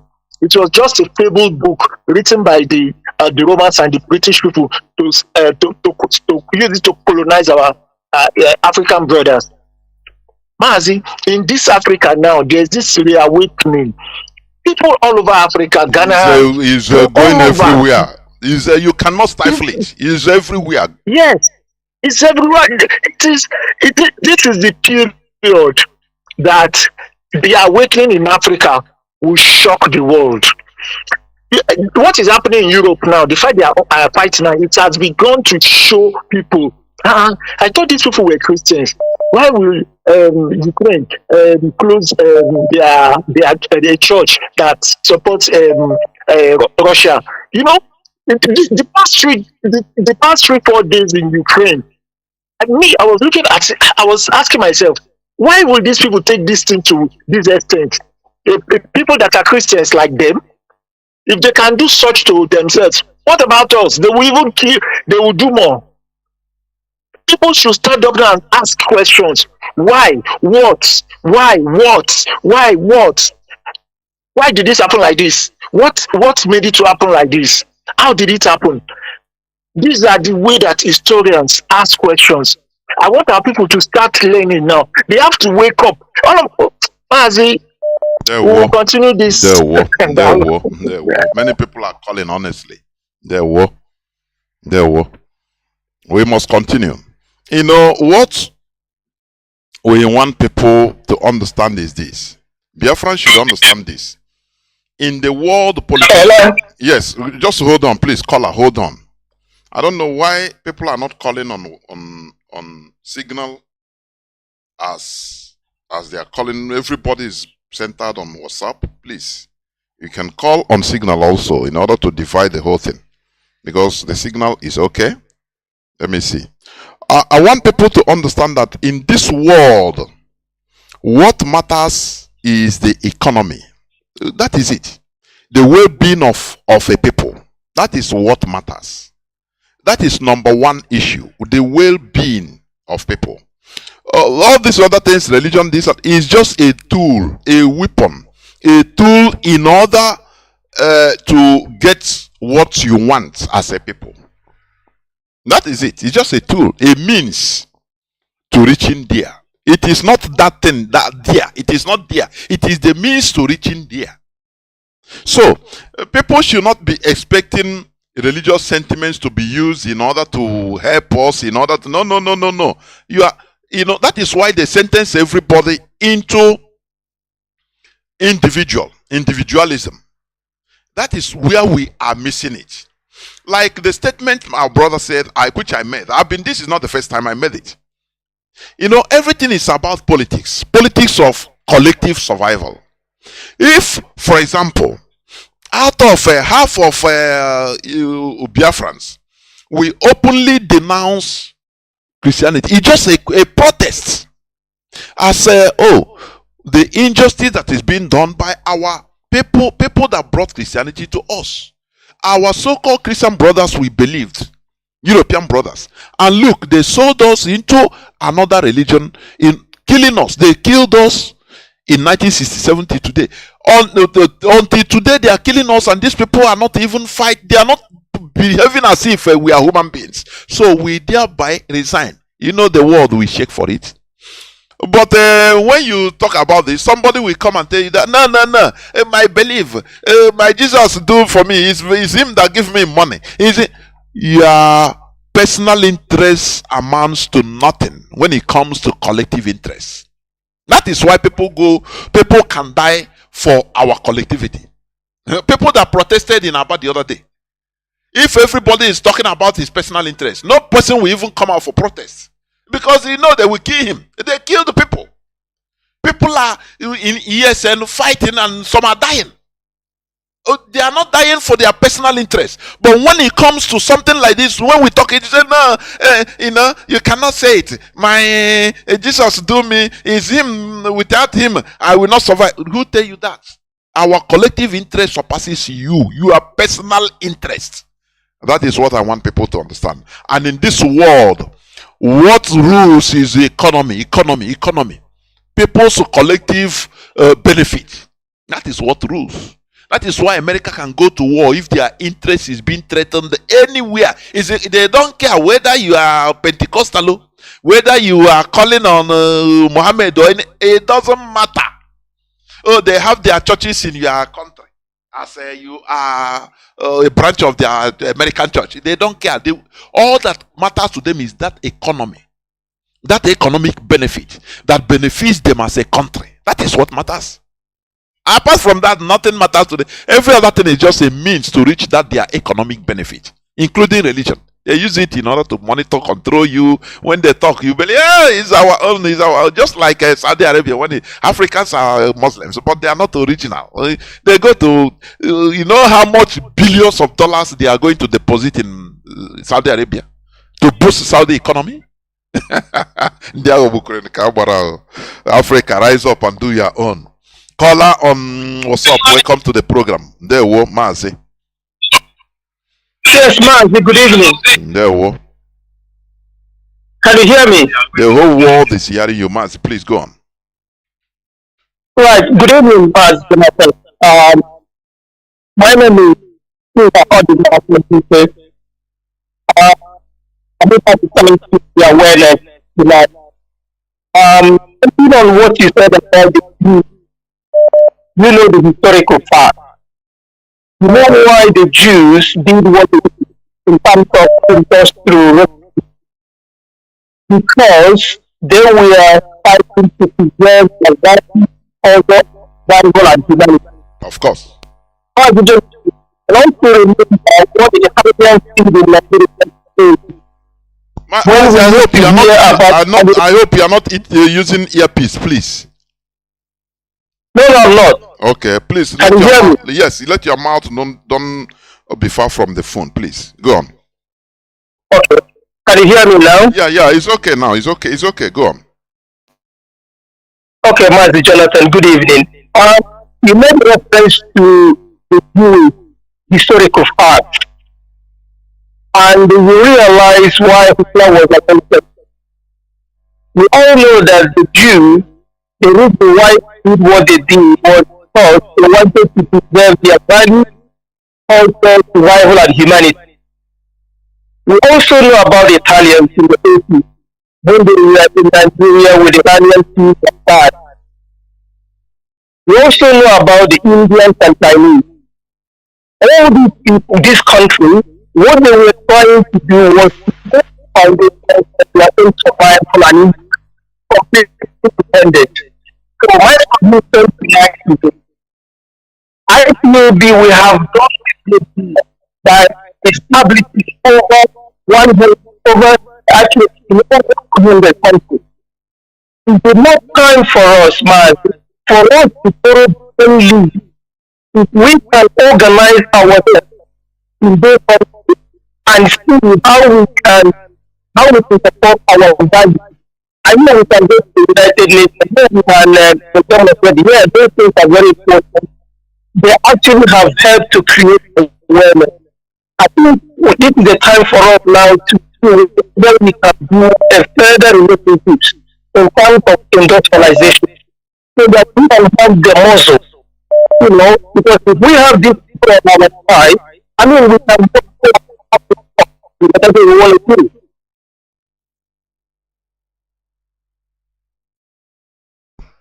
Mazi, are you still there? Mazi. Yes. Go on. I am indeed. Yes. So what I'm saying is this: now that we have IPOB family in over 100 countries, and these people we have got the truth, we got the energy. Why can't we organize ourselves like people I mentioned? If you come to UK, you see the India, they have their factories here and there, and they their own people, they manufacture whatever they want to manufacture, and send it somewhere abroad. We have got Biafrans, we have got people who have got the skills. Instead of doing the jobs and getting funded, why can't we organize ourselves with that awareness, whereby we can gain our skills and our determination for freedom? And that will build our profile a bit stronger. Yes, Mazi, what you say, you're right. You made a point there, but You should understand this. What we are fighting, you should understand the fight we are in. Ndikwe na ndekwe. There are many spoilers in we are fighting a war. So anything that IPOB is engaged in doing, you should remember when Mazi Nnamdi even announcing about agricultural something agreement with Israel. Nigeria immediately they sent a high profile this thing in Israel. They scattered everything. So any place we are in, we are trying to do something as a people. We have not gotten a government. We have not restored our country. So I understand what you're saying, but the bottom line, yes, listen me out. The bottom line is this: that we have many things we are fighting, both internal and external. I'm telling you honestly, both internal and external. You will see. Look at what is happening. Look at people that are being used. In one way, government agents, I call them. That we are sleeper cells in IPOB. Look at what they are doing. Campaign of calumny, campaigning against the leadership, destroying people's mindset. Look at every inch of the road, even as our leader is inside, every inch of the road, the leadership of IPOB is fighting on every inch of the day or the road that we are going. So when you say let us do this, there are people there will be counter, even in the diaspora. So we are trying to continue guiding and organizing ourselves first into a formidable bunch. Do you understand me? Go on, Mazi, and continue what you're saying. Mazi, you don't mention what our leader did with the Israeli about agricultural development. But you see, it's a good thing about when the government tries to sabotage that process. You see the positive effect are. You see the Israelis coming to tell themselves that Biafra must be free. And why are they holding us? Before they have said that we want to go into a good relationship with them. So I'm not saying that if we try to do our own for them to resolve, but I think we can ally. Because there's something we can do with them. I mean, we said that the government will say no, but I think we say that there are people out there what is saying. I mean, you know what I'm saying. So we have to practice. Yes. The awareness Mazi Nnamdi Kanu created and Radio Biafra is creating and IPOB is championing. My brother. This way we are talking. It's not everything that IPOB must come and say, oh, it is championed by IPOB leadership, we make plan. There are some things that, for example, if you have a project like that, you can even start it up. You understand? It must not be under IPOB name. You understand? Because what we are creating, what we have succeeded in creating is the awareness. That is part of the enlightenment. You see what Ezako is doing. He's not doing it under IPOB. Yes. He's doing his own thing. Yes. But it's a positive. It's an offshoot of Mazi Nnamdi Kanu's teaching. Let me tell you. You know that. So, yes. But if we start waiting for IPOB, come and let us initiate this, it will be very hard. But everybody should be, like if you have a project, you can even corner people privately and say, let us start this thing. It is part of the program. You understand what I'm saying? It will get the IPOB's blessings. And that is it.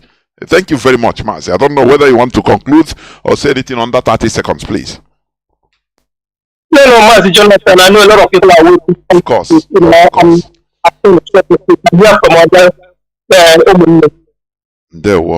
There were. Thank you so much. There were. Iyke. Caller on signal. Can you hear me? Welcome to the program. Caller on signal. Caller on signal. Can you hear me? Welcome to the program. Thank you, Professor. Good evening. There were. Remember Mazi Celestine Oba, and I am calling from coastal region of Biafra, Kwaibor precisely. Professor Jolas, I agree to every of your submission. I agree to every of your submission in this tonight broadcast, and I also have to commend you for the very good job that you are doing for Biafrans. Keep it up, my brother. The Chuchko Kikabiama is with us, and we shall get to the land of Biafra. Having said this, Professor Jolas, however, add that call to serve to the people is horrible. Say this is that you have a whole lot of criminals spreading leaders in different position of woman. So why is this thing happening? We have lost our origin. It is happening like that because a lot of the artificial organic life that has been infused in us, thereby destroying our progenitor womb system, which would have bring more life to us than what we are seeing. To Professor Jonas, truth is sacred. You don't have to romance it. So whenever you make sure that you stand consistently on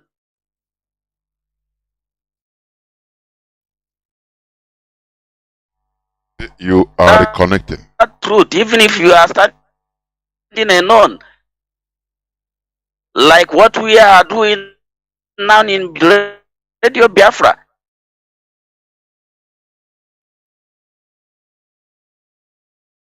It doesn't have to data you. So we must have to continue on that part of the truth. One key thing some of us don't understand is that the freedom, the quest for freedom is not known. Emotion and the sentiment is not known to freedom. Mazi, this network has failed. Caller on WhatsApp. Can you hear me? Caller on WhatsApp.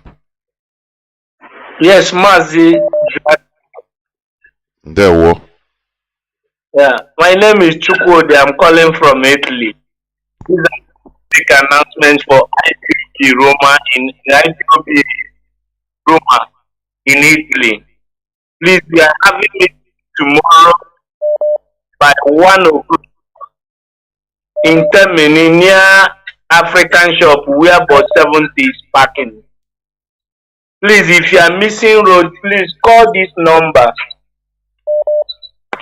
35111-73004. The second one 351-012-5761. The 34690. Please, Mazi Jonathan, I want to conclude the program. Okay. Please, like the way you started, you said our people that we should not give up or whatever that is happening to develop game. Like ụfọdụ n'ime anyị si chi ụzọ anyị ncha n'ime So that is why I asked one particular day, what can somebody do you leave this struggle? This struggle is the air we breathe, is everything to us. We don't have any hope in this life again. Of course. Look at upon injustice they are making on us. They are still holding our leader. Okay, imagine that if we are not in the right path, how will they treat us? Talk less of now that we are in the right path, they are still treating us like this. The world is keeping silent. They are killing us in the home. The world is keeping silent. They are killing some of us, in our brothers in South Africa. The world is keeping silent. Here in Italy, I have put here. Nobody said anything. The one after everything they said is that the person who killed. Okay, is it not what you are suffering as a race?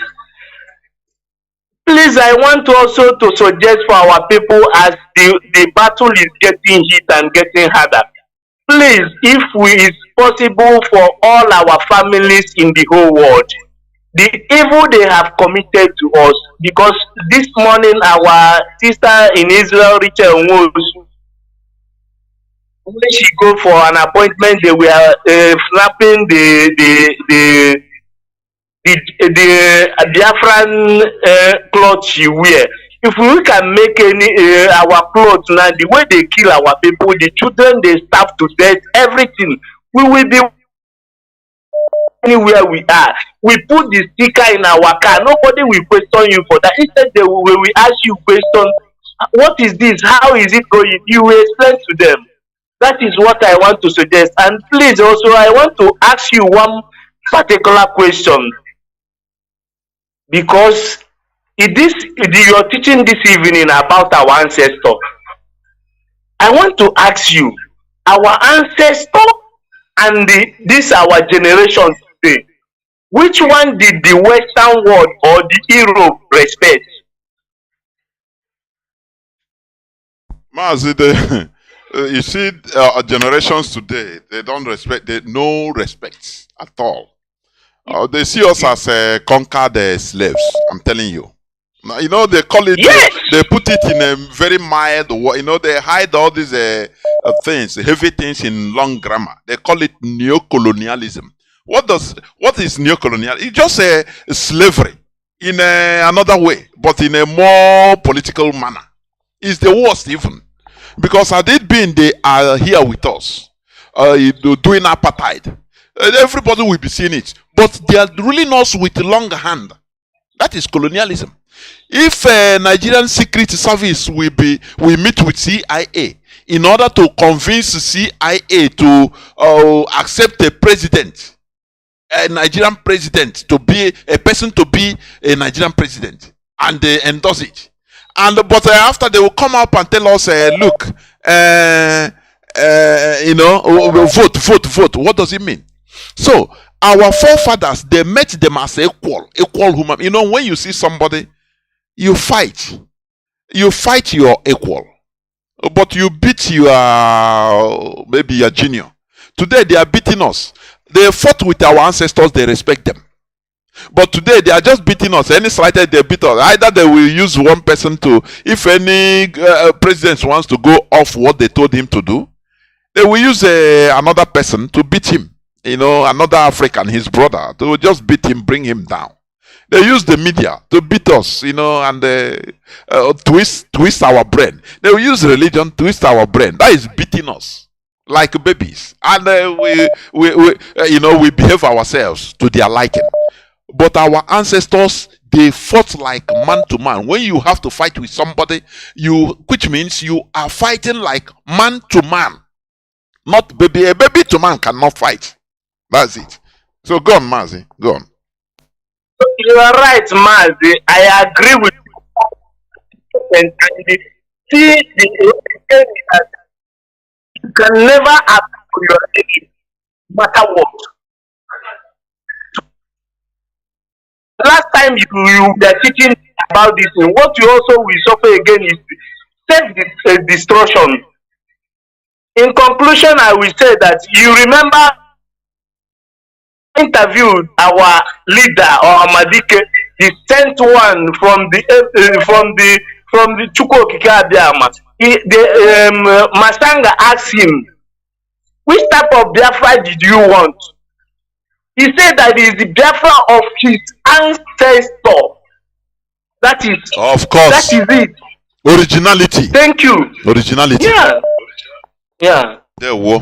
Thank you. Thank you. Much. God bless you and God bless Biafrans. Thank there you. Were. And you too. There were. We must continue. Caller on signal, welcome to the program. Can you hear me? Caller on signal. Sorry, caller on signal, please. Can you hold on? I don't know.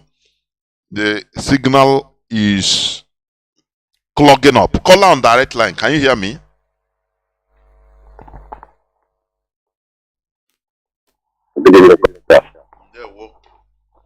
Sorry, I don't know what happened. Your line just went off. You can call back on direct line. Caller on signal. Can you hear me? Yeah, I can hear you, Mazi Jonathan. There, well, welcome to the program. Very vibrant. Thank you, Mazi Jonathan. My name is Mazi Fanyi.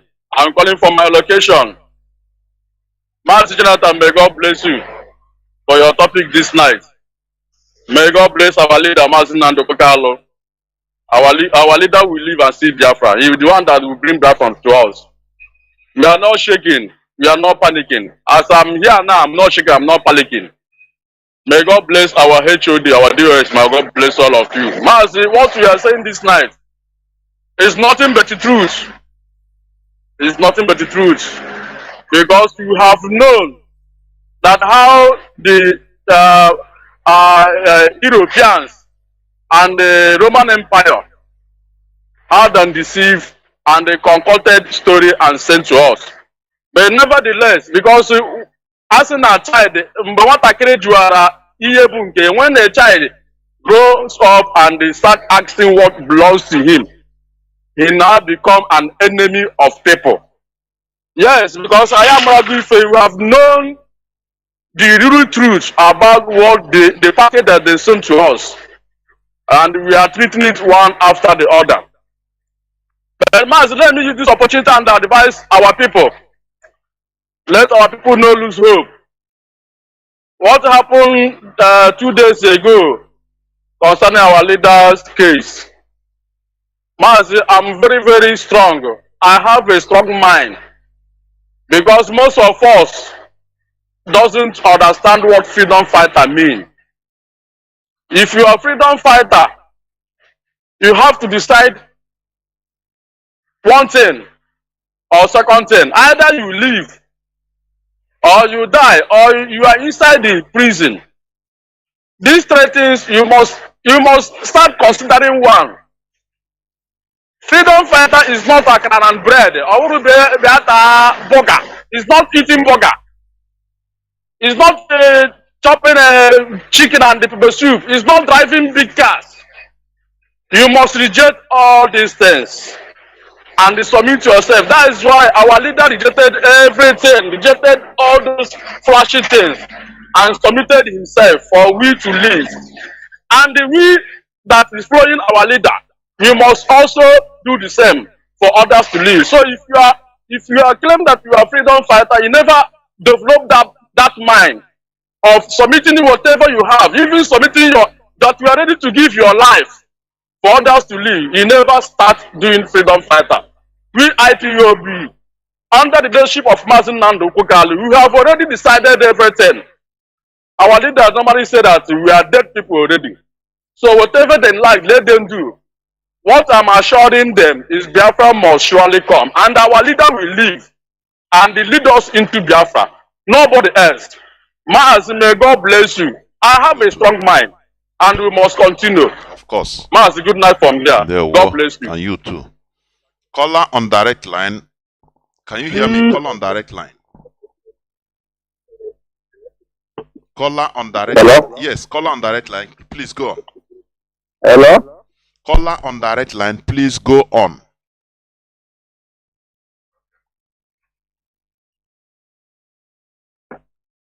Caller on direct line. You are not talking or you are wasting your money. Please go on. I say. Continue speaking. Good evening, sir. Mazi Jonathan. Mazi Iyke calling from Ugbocha.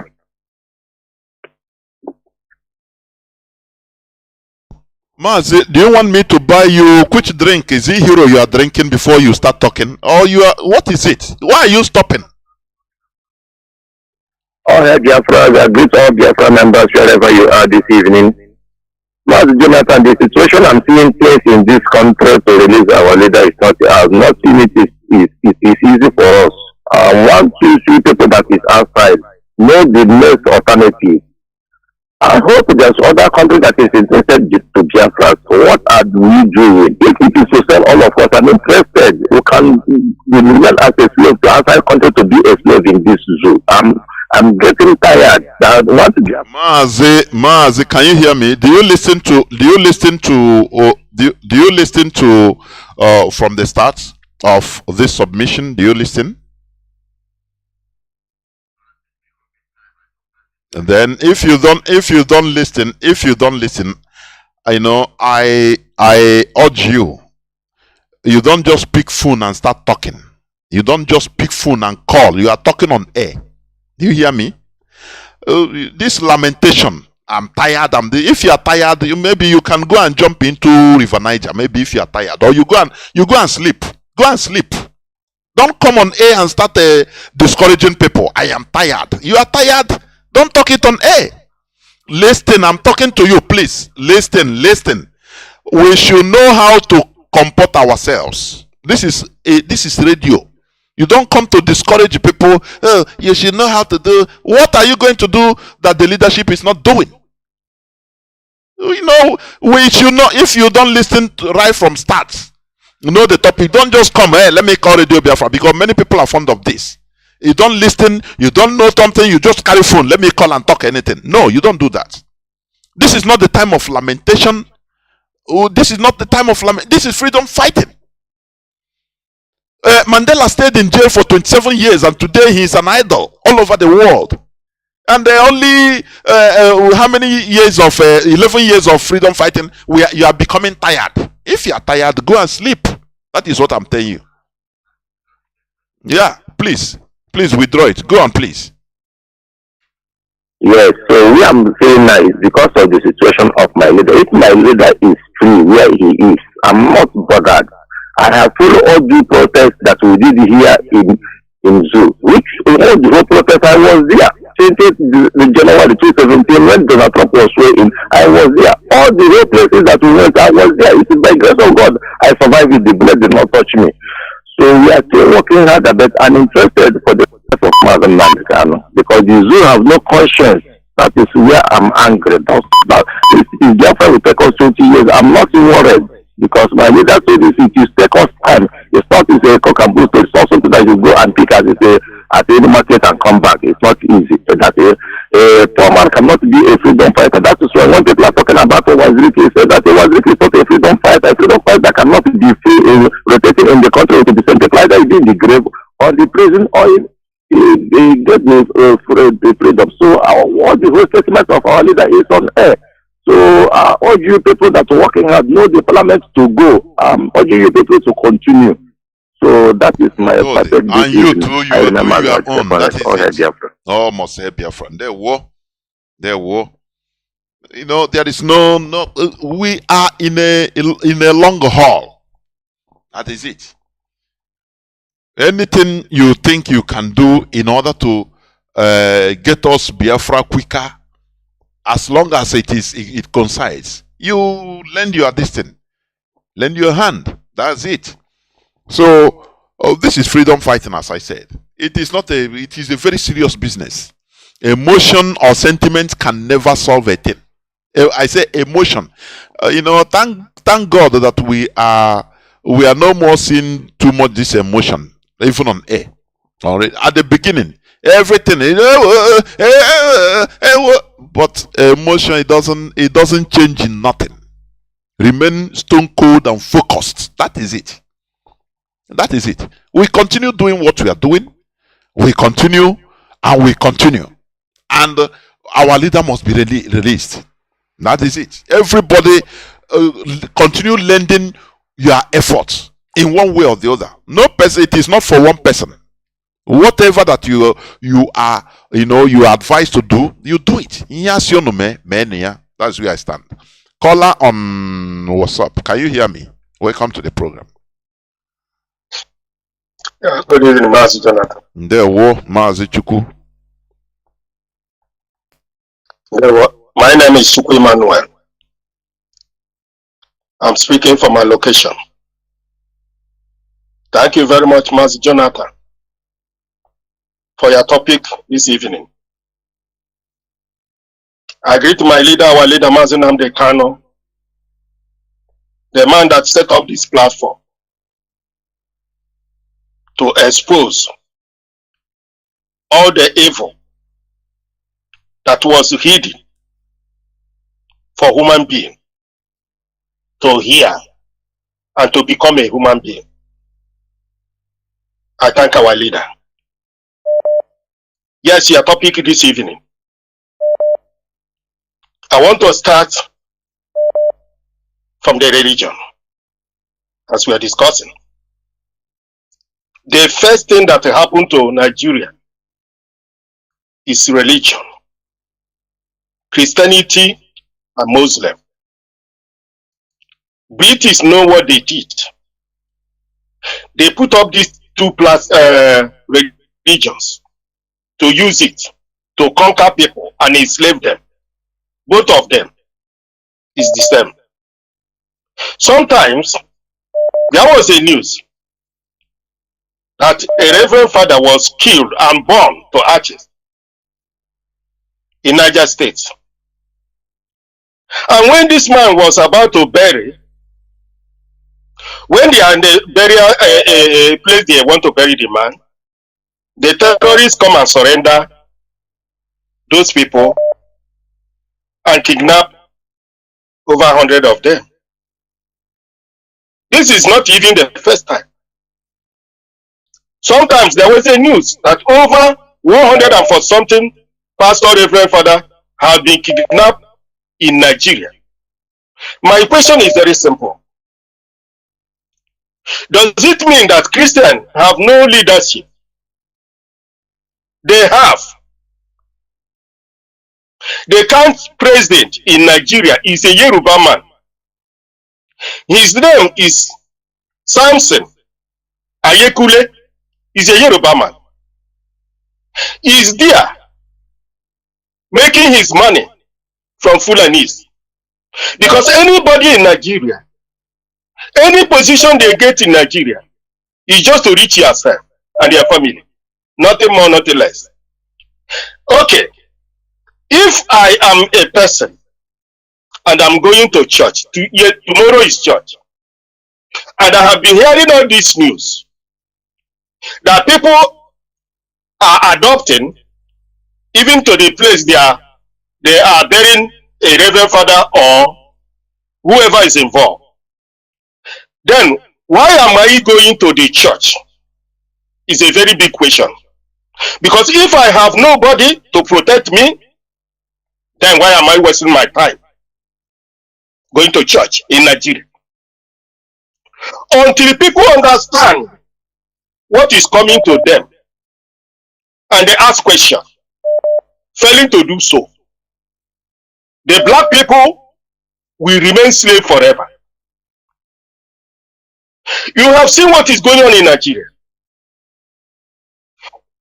The British, the England, that was brought missionary to Africa to Nigeria. The same people brought Fulanis in the other hand with gun and bullet, and they are killing the so-called Christian. Nobody is asking questions in the name of Christianity. It have reached to the extent today Christianity has nowhere to see in Nigeria government. From the president, vice president, from all over the whole thing, you cannot see if you go to Nigeria Constitution, there's nothing like a Christian. Then why are you people wasting Mazi, they cannot mobilize. They cannot mobilize and say, look at, let's say in the Nigerian setting, Muslim ticket. Whereas they cannot mobilize and even show that they are chagrin in the government and say, no, we need to fight, and no way. Yes. It's very absurd, honestly. If these people are human beings, that time they choose Muslim ticket. That would the time they're supposed to strike and say no.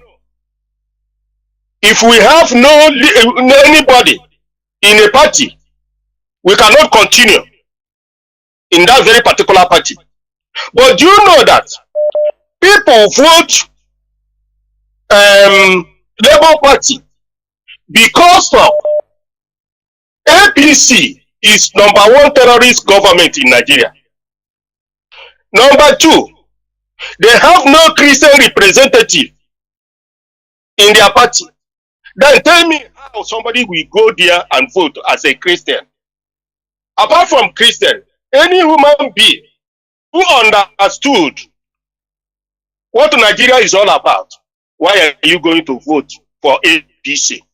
Today, they have given it to a criminal, a dead man. What you will hear now, any moment, is another impostor, like Buhari. But one thing is that Fulani will not allow that one to happen. They will expose it. They are not Yoruba. Like Osibanjo, they will expose it immediately and take over the whole thing. That is what is going to happen. The Fulanis are experts comparing to what is happening in Nigeria. The Fulani are the smallest, but they have taken it all. Because Nigeria is the most stupid place under the roof of heaven. See somebody like Obasanjo, a slave, in the name of Obasanjo. He first of all took P2P and Nnamdi to go and sign slave contract in Britain. This devilish human being, Obasanjo, it will not go well with Obasanjo. Obasanjo is the worst evil man in Nigeria, in Yoruba land. Obasanjo has sold Yoruba for forever slave. Because this time around, the foolish ones in Yoruba will be thinking that giving Tinubu a president is something good to Yoruba. Not knowing they are handing over their born generation into forever slave. They think they are cheating Igbo people. They don't know what they are doing to themselves. Look at the Hausa race. How Fulani have destroyed them. What is Yoruba? When you talk 2 times, they will run away. The Yoruba only have power when they see Igbo foolish slave in the name of Ohaneze Igbo. People who don't know their left or their right, which Fulani are using. People who have no shame of their life. It's a pity. It's a pity. Obasanjo, your own is going to be the worst. Because you will carry no money to grave. You will leave everything and die shameless. Thank you, Mas Jonathan. There we go. All hail Biafra. Almost hail Biafra. Let me bring in my brother for a special report that is going on now in part of Biafra land. Mazi, okay, foreign. Can you hear me? Yeah, Mazi, good evening from Poland here, and there was a Glogunda. It's been a long time. Of course, we are talking.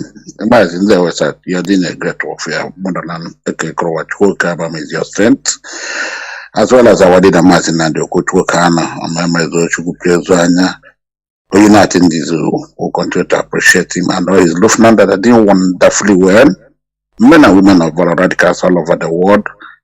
I greet all of you. Of course, we'll continue to keep you posted about the happenings in Biafra land, especially, and even the zoo in general. But as it is now, I have a brother, Mazi Iyke, precisely from Enugu province of Biafra land. But before then, Fulani is at it again. at Nimbo Uzowani that attacking our people since 1 week now, killing. And the worst part is when they kill, they'll cut one of the fingers. I don't know what they do that. Know what they're using the fingers to do. But what we have to encourage our people, you are not alone. Our people from Uzowani, your report have gotten to us. You don't have problem. The little will be done. Mazi Iyke, please, can you hear me from Biafra land? Unmute yourself and give us what is happening, your location, your village, your town. Give every report you've been calling. Okay. Here, my life. There. Thank you, Mazi Iyke, for my name is Iyke, calling from precisely in Soka province. For about 1 week now, there has been a constant Fulani herdsmen attack on some villages. Ibawaka precisely, Ebrumri Ibawaka, Nkalega and Ichi. So the first place they attacked was Ebrumri.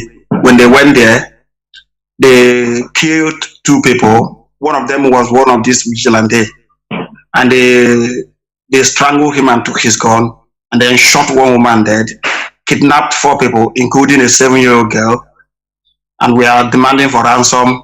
Then after 3 days, they went on Kalega and killed a man. This man they killed. The son died in Jos, and the family came back to bury the boy was supposed to be buried I think tomorrow.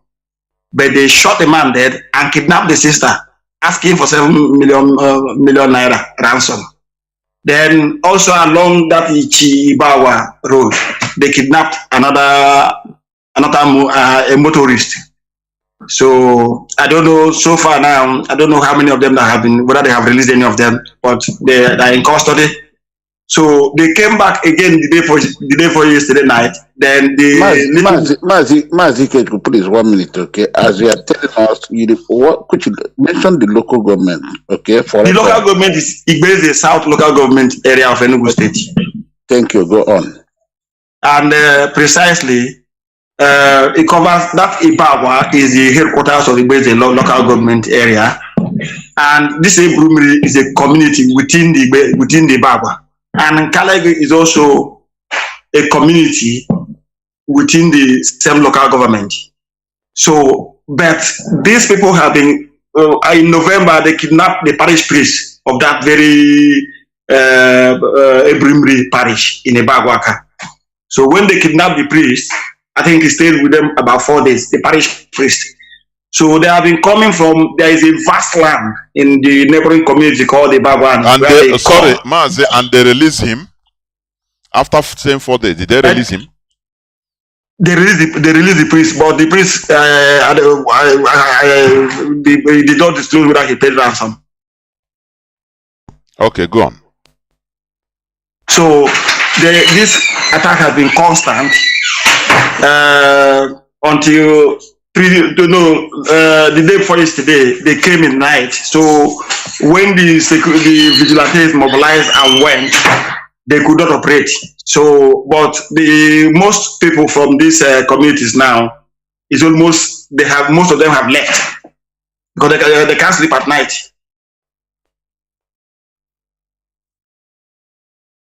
So, but you talk about vigilante people mobilizing, and they they couldn't operate for that day. So, is it as they couldn't operate, the vigilantes also go to sleep? No, what? The vigilante when they came, when they had a gunshot, because they wanted to start operating. When they had a gunshot, they now left. But when they leave, these vigilantes are not so organized to go and attack them in their camp, because they have a camp in the thick forest. For you, did you get what I said? Yes. The whole world is hearing. Can you put the forest again? Can you? Jonathan, 1 minute, my brother. Get the name of the forest. It's very important. Okay, don't mention it. Don't say that on the air. You write it to me, okay? Okay, I'll write it. So there are some batteries don't mention on there. Thank you. Go on, Jonathan. Okay. Do I go ahead? Yes, go on. So the communities now, majority, that place where they are attacking completely, most of the families are moving out. So that is the situation report as at now. There were. You see, it's very despicable. If somebody tell us that maybe in 2015, when Mazi Nnamdi Kanu was soliciting for guns and bullets, let me put it, because he talked in parable, no person listened to him. He come up openly to World Igbo Congress, said they are coming. Give me guns and bullets.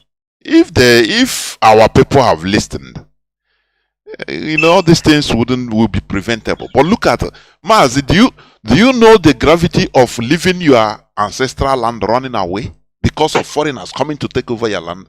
Mazi, okay. We simplify it, or many of us simplify it because it's not us, it's not me direct. Do you know what it means?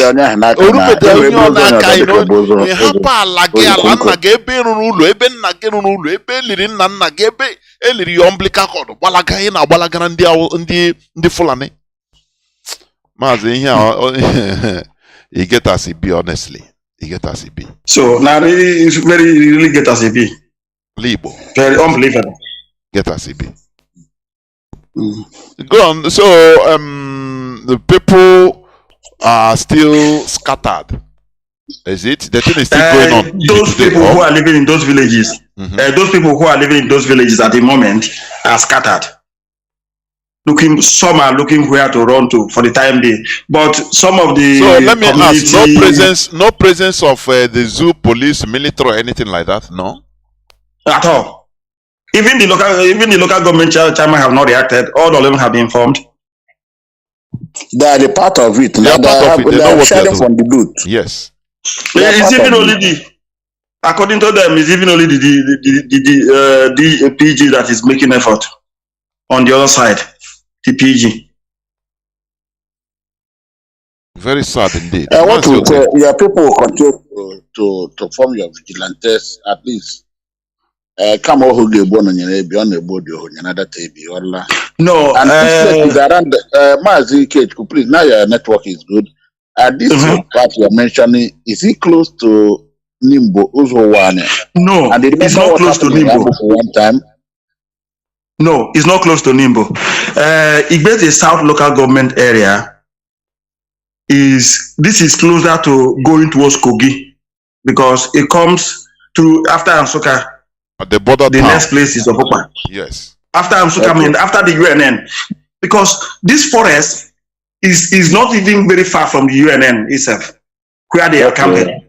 So, that road is not the one they operate. If you come from Nsuka to Obopa, Ibagwa, then going down to Ichi, and then from there you can now go to Kogi State. So it is along those areas that they operated. Mazi, we understand now because this is the place Chinas have mentioned that they come, they go. It's okay, noted. It's okay, noted. The vital area you have to write me, okay? I will write it and send to you. I will write them only because and send to you. The vital area and that is river or sea. Those are vital area. You know what? We talk off the air, okay? Okay, then thank you. Mazi Jonathan, thank you for having us continue. Thank you. Thank you. Good night. Yeah, thank you. That is it.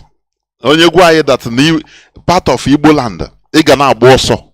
All out war. Ndị Fulani, ndị abịa egbu anyị in our own land. You cannot believe it.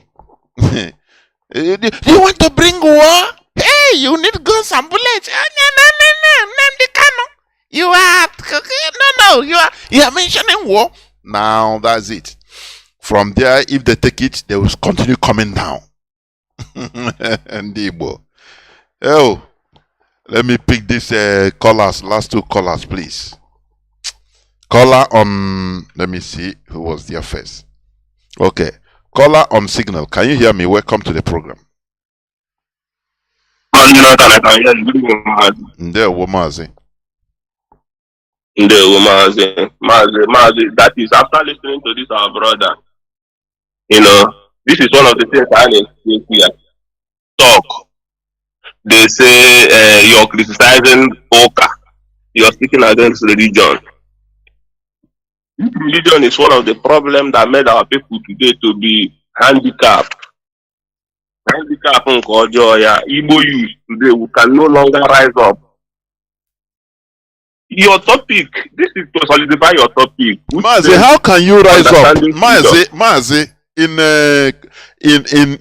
wholesale, how can you expect people to rise up where they are promised that God will solve their whole problem and only what they shout, amen, amen, and they conclude, raise up here. No, what is happening today? No, they go. I saw one that you on the social media.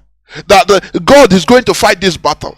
That God will not allow darkness to take light. You see this election that they steal. That don't worry, you will see God in action. Shout hallelujah, let us pray. And people will rise up and pray. And they will comfortably go home that the problem is solved. When we talk about this religion, I mentioned it that the Roman Empire, people that saw in 66 AD, a Jewish man that rose up to fight, to defend, to take back their land. The early Christians, the apostles avoided him, saying, no, we are not going to fight. That is what opened the Romans' eyes. They say, this doctrine that made people stupid not to fight us, we are going to promote it.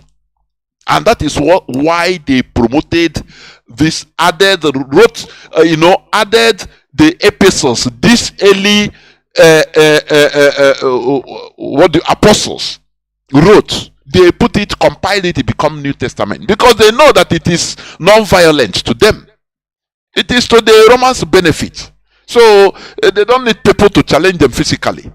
And they promoted it, make it a separate religion. That is it. Mazi, go on, please. Okay. Now, those people that will come out openly and begin to attack people like Mazi Iyke or Matthias and Co. and some other people who are speaking directly to the soul of our people against this doctrination for religion. Those of them, they cannot see this type of news. No, you can't see this type of news on their blog page. They can't blog this kind of information. They only go to find fault where there is no fault. One of our brothers here asked the question, how does the white people see us today and how does they see our ancestors, the difference? My brother, the answer to that particular question I would tell you is, have you been to area market and see when they are beginning to build a sandal or shoe, a production process from the building to the finished level? As a finished product, we are the finished product. They have done their job. That's why they beckon their Fulani, their Fulani co-conspirators that we are now ripe for conquest. That's why you see all these things happening. If not the coming of Mazi Iyke through Radio Biafra and IPOB, who do you think we are? Who do you think we are? My topic, man, I won't take much of your time. We say Igbo Iyke. This Igbo Iyke is a mantra. Even me at my age, I'm around 30 something. Sorry, Biafra, I have forgotten to give my name is Mazi Iyke. I'm speaking from Biafra land.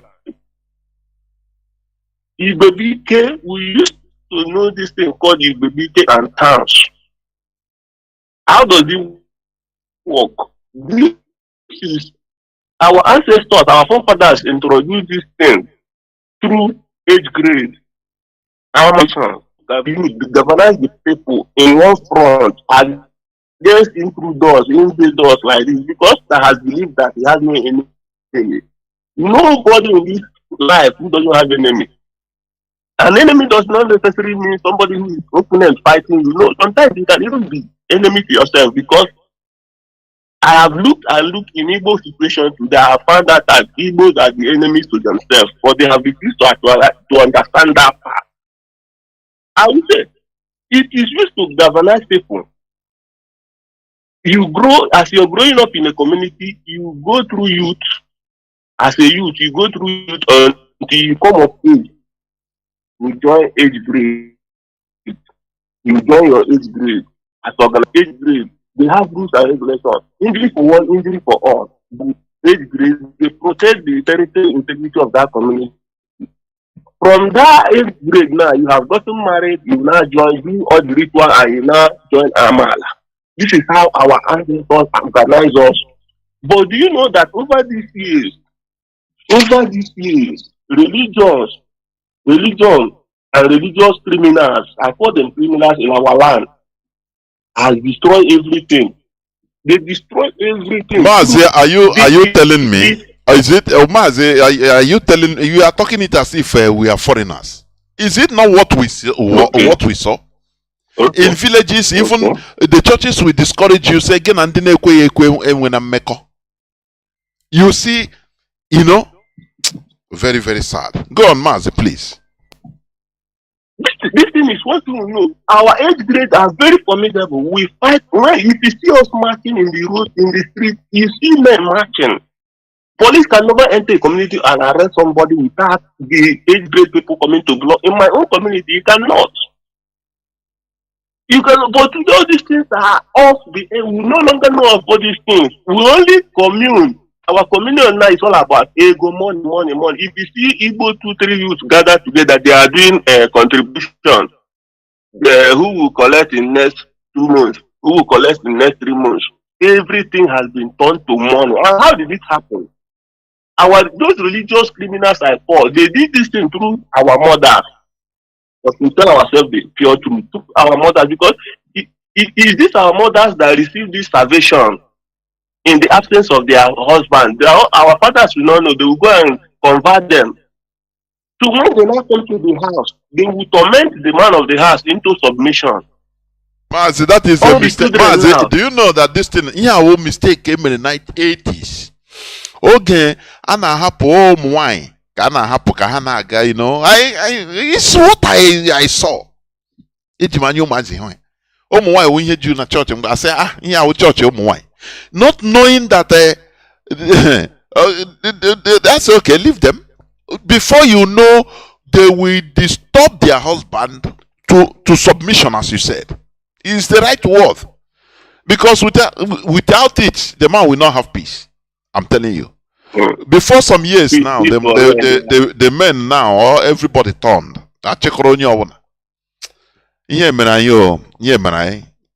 Mazi, please go on and conclude. Thank you, Mazi. Mazi, I will conclude. But this is the main problem, because once this thing came in, you see that time youth used in organizing themselves, already another block cruising, now all these church activities. You will see a man, you go to work, from work, one church activity, from Monday to Friday. Before you come back to your house on time, program, evening fire, this and that. All this, at the end of the day, you see that people no longer connect with each other. Because growing up as a young boy, I know that what we used to do first those times is just plant flower to demarcate boundary in Kanu. There was nothing like all these big fence. Because it's through this introduction that when heaven door, people now went and began to cut down our big trees. I remember those days. I would tell this story. One place on Hajibema, because that was where I grew up. In that Hajibema, I remember those 1990 something, either 92 or 93. There was a time this oil exploration was going on there. Ajib was coming. I see when the youth came out and blocked the whole exit of the community. During that time, is it Abacha or Obasanjo? They were so mean that even police army could not penetrate. But at the end of the day, what happened? Army came and was shooting tear gas and was chasing people. A young man ran to the community. There is a place they call Ihuala. That is the center of the community. He ran there. The army man, being Hausa, he doesn't know the culture of the land. He ran into that. He passed that to go and tie that boy inside there. This army man was raised up more than 10 times and hit on the ground. What raised him up? Nobody knew. But you know that he opposite that shrine is where Catholic Church came and built their church. This is how they are destroying. You will see our people who are ignorant will come and attack you on social media. Mazi, we are far. I must tell our brother that we are finished product in the hands of the colonial. Of course. It's not the coming of our leader. Of course. We are gone and gone forever, but we are here. The greatest surprise is that they never believe that a day like this will come when people will come to resist them. Thank you, man. That we will keep on resisting. Our leaders must be free. Our leader must be released unconditionally. Of course. Do what is obtainable in the law. Thank you, man. There were. Caller on WhatsApp. You'll be the last caller. Mazi, you were the first. Now you become the last. Okay, what's up? Mazi Adregina Mazi Akiaba. There were. Mazi Chinedum Yadregina. Mazi Aramu Yukumere Akiaba. Mazi n'abalị a mgbe ị nọ ịmalitere okwu a anọ m na-ege ntị kemgbe ka m nụ ndị ga-akpọ bịa sịwa ikwugo okwu ihe gbasara religion because ọ na-ara ahụ mgbe ọbụla ekwutere okwu religion a ya da mba akakwala ebe ọ ga-emebikwara anyị ihe maazị ihe ọ na-ewute m nke ukwuu maazị ndị niile a na-ekwenye ụgwọ nke na-agụ akwụkwọ nsọ ha akpọrọ baịbụl maka ị gaa na baịbụl ahụ o nwere maazị ụbọchị ọzọ o nwere ihe a na-akpọ urim and turim nọ n'akwụkwọ nsọ ahụ ụbọchị ọzọ anyị ga-akọwa ihe o minere maka enwere ihe ndị anyị na-ahazi mgbe anyị hazichara ihe ahụ maazị anyị ga-apụta bịa gwa ndị mmadụ ihe dị iche na omenala na ikpere arụsị maazị o nwere ọtụtụ nsogbu anyị nwere ugbu a ile anya ọrịa a na-enwekarị ugbu a na-awụ mba mmụọ a na-akpọ stroke ma ọkwanụ high blood pressure high BP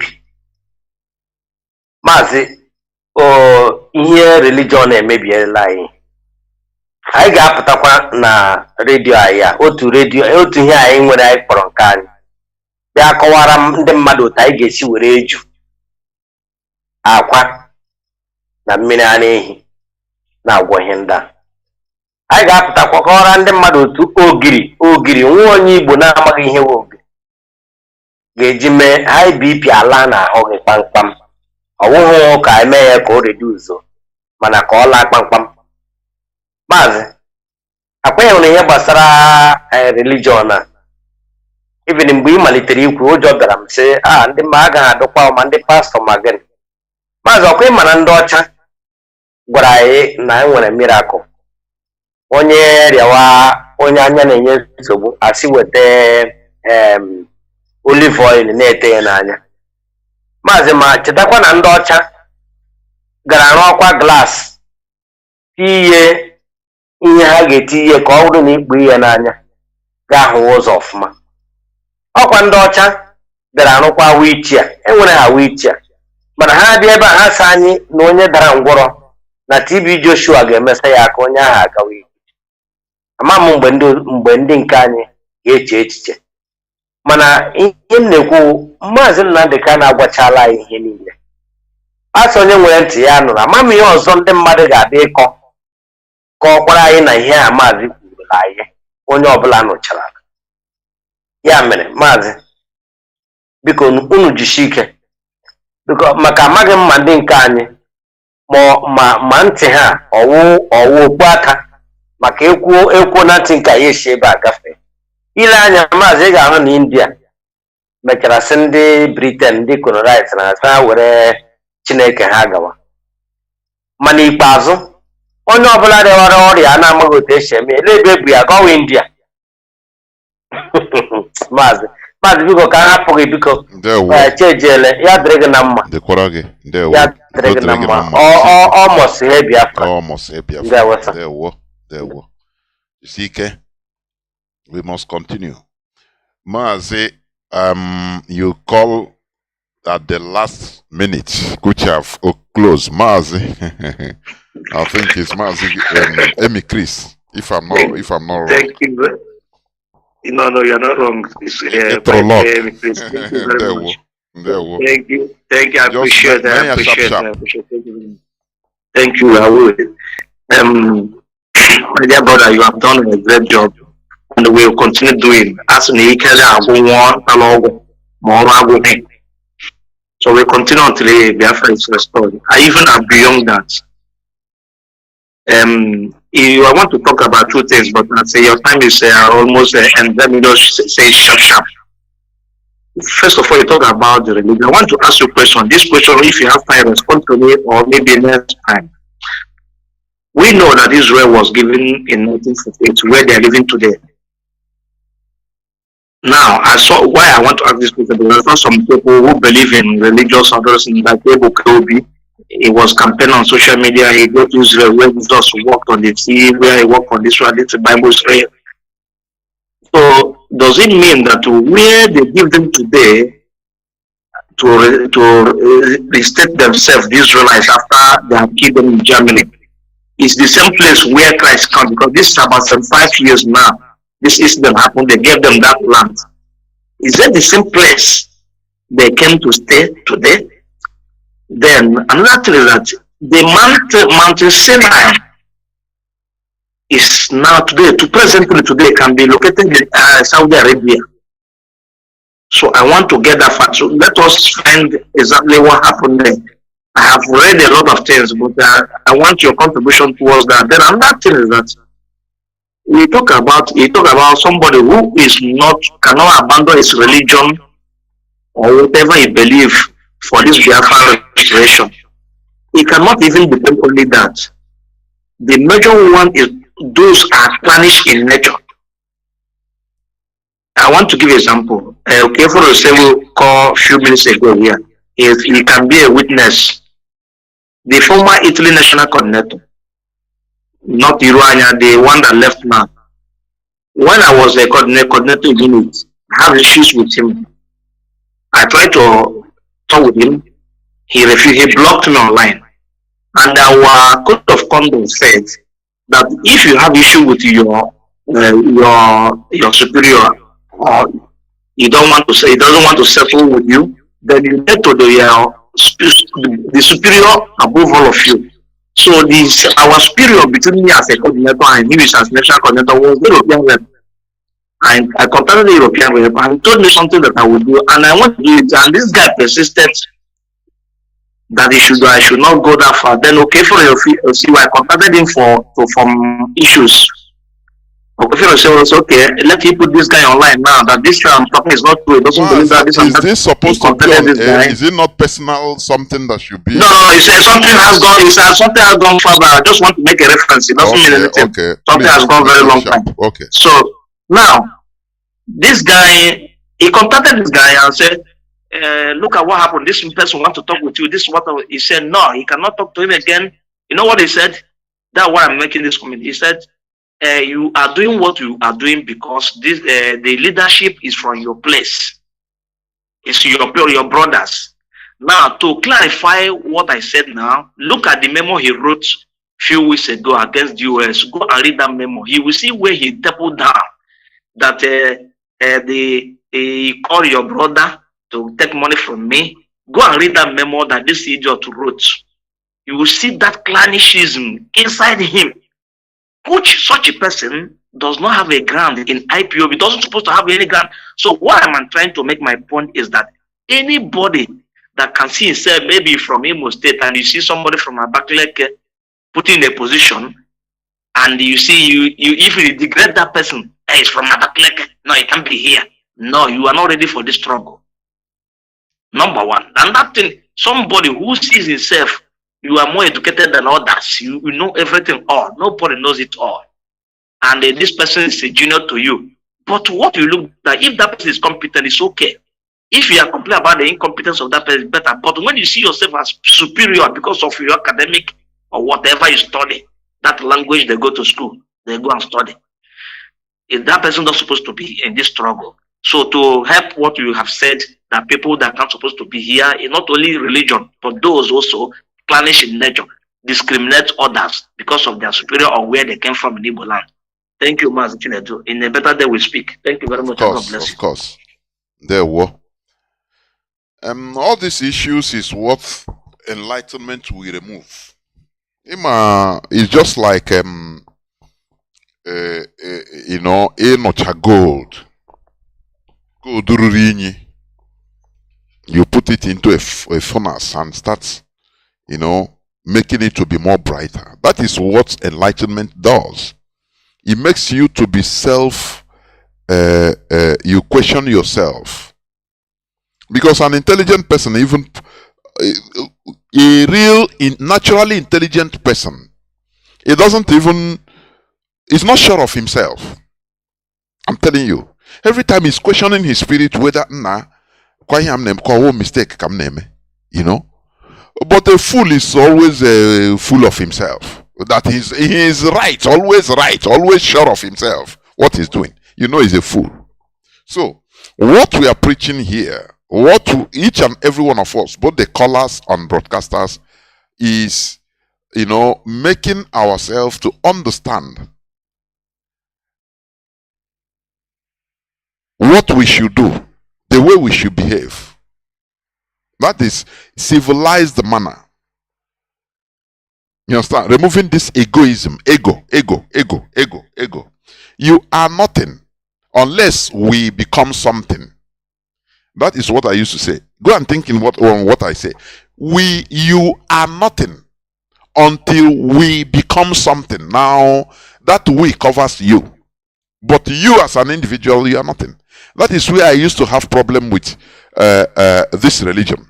Because they are going only what Jesus can do for me only. You are telling us, let us do something together. You tell I don't care. My Jesus he brought me up. He put me high. Now no more. I'm okay now. So that selfishness is what is promoting. He doesn't see you. He doesn't see us. You see only him. So as I've gotten my miracle, go and do your own because you're a sinner or because you don't have faith. Go and do your own, which is not true.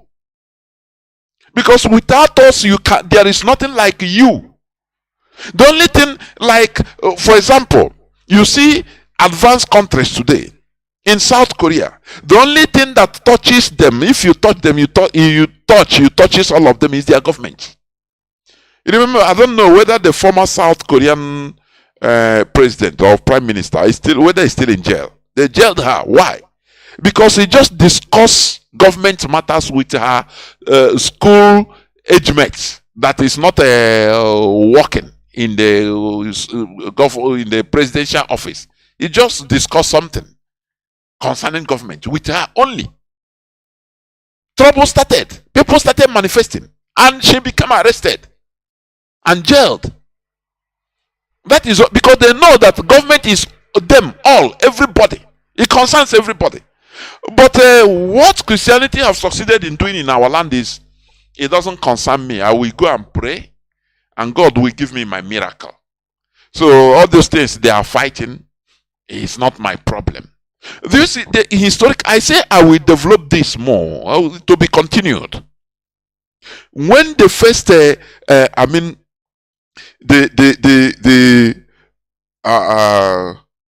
the freedom fighters, the Jewish freedom fighters, at the early time, during the immediate past time of Christ, 66 to 73 AD, when they were fighting, they rose up to fight against the Roman conquest or colonization. The Christians at that time, the apostles said, no, it doesn't concern us. Because of the doctrine they received. This version of Judaism, that time it was part of Judaism. It was not a separate religion from Judaism. No, it was a sect in Judaism. Now, when people were killing the Roman soldiers for occupying their land, these Christians, they removed themselves, said, no, we don't want to shed blood. It is not our fight. We will pray. That is what they believe. Now, Roman, after crushing that rebellion, the Jewish had the core that came out to liberate themselves physically. Now, Rome started studying the religion, Christianity, and saying, now, these people, they are not violent. This sect of Judaism is not violent. We need to, encourage them.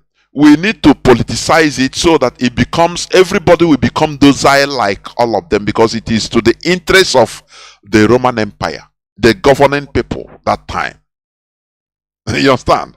And that is where they started promoting Christianity, isolated, trying to turn that section of Judaism into another religion. It was done by the Romans. Because they saw that these people, they are gullible. Let us promote it because it suits us. We colonize them and they will pray. They don't fight. Physical fighting, they don't fight. They say their fight is spiritual. So let them continue spiritual fight. Let us be ruling them. Is it not what is going on today in our land? The Fulani, the Muslims, they are physically fighting. Whereas the Christians, they will be in the church. I could remember when you read one of the Biafrans war stories, I think by Frederick Forsyth or Madiebo, there was an account in Onisha. When Onisha fell, Biafran soldiers were withdrawing. Now the Mohammedans, the invaders, they came. And there were these Christian cherubim and seraphim, about 300 of them. They tell them, run away. These people are animals. They say no, they lock themselves up praying, casting out the spirit of killing from the Nigerian soldiers. Do you know what happened? The Nigerian soldiers came and massacred them, all of them, both Dick and Harry. Do you see how the religion makes people stupid? Do you see that? Do you see what we are fighting? Do you see why we say you shouldn't be influenced? If you are in a policy making or position of authority in leadership of IPOB, you should not allow any religion to influence you. I say no, niet, nada. Yeah. You shouldn't. Otherwise, you are not worthy. You should grow above all these things. Because these are tools in order to condition people to the way you want them. Nigeria, they have conditioned them. Imagine that it is, for example, it is Peter Obi that they gave that election. Imagine what the Muslims will be on the rampage because they believe in physicality, doing.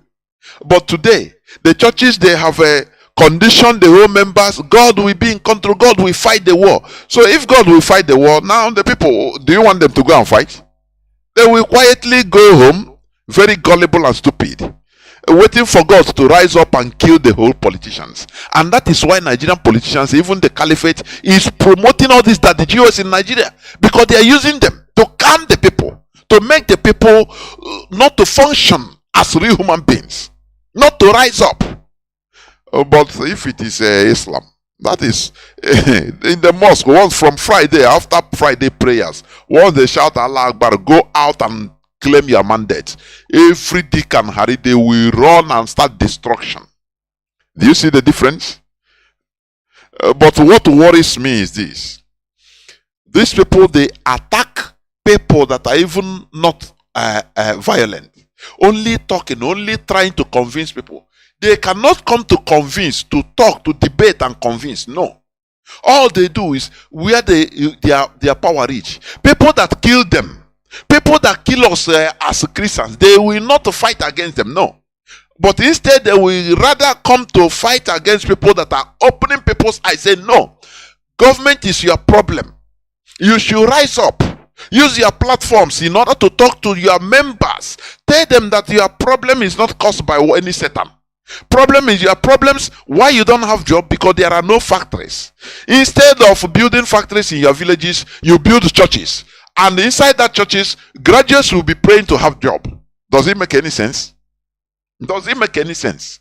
Instead of the pastors to start preaching to them, say, no, go out. The government is the problem. You don't have any person attacking you or any individual, any spirit that is pushing you not to get job. Why you don't have job is because there are no sufficient factories to accommodate everybody. So they turn women into a shower. In order to give them job, they have to sleep. Everybody have to sleep with them. You understand? That is it. They will tell you now, getting job becomes a miracle. How does it sound? For goodness sake, is it not all these things we are fighting against? This is stupidity. They condition people into being stupid and seeing everything in one very wrong vision or prism. This is what we are against. Thank you for listening. I will continue this submission another day. Thank you for listening. And I think on the 17th, I will be on air with Mazi Iyke on the 17th, being Wednesday. I will be on air on this hallowed platform with Mazi Iyke. Thank you for listening. Biafra is our religion. Biafra is our identity. For people that are being worried and tired, the only thing you can do that will make Mazi Kanu to be happy is to be consistent. He has said it. That the time will come, you don't need your physical power to continue. What you need is willpower. Even he never even reach that. Because we never even enter. People that are saying, hey, bring a war, let us go fight them. Can you handle propaganda, number one? Can you handle suffering? War suffering. When they blaster your house with the bomb everywhere, everybody scatter. Your family, this one will run east, the other one will run left. Won't you start blaming now on your consequence this rubbish? The Kanu and the IPOB. Can't you start turning back to blame us? Do you see what we are doing? We want you to be consistent. Stop allowing emotion to take charge of you. Stop allowing sentiment. I love Mazi Nnamdi. Where he is now, I'm not happy. Who is happy? Is Mazi Nnamdi happy? But this is freedom fighting. That is the reality. You cannot love him more than he loves himself. He is there for you. The only thing you can do for him is to make sure that you continue in the right way, in the right direction with what you are doing. That is the only thing. Not I love. I mean, we have seen many people in his back, and in his front, in his left. Today, they are chaff. They are talking another thing. Biafra remains our ideology, our only ideology. Thank you for listening. From me, Mazi Jonathan Chinedu, from here, it is simply good evening. Kala na le kwere na mba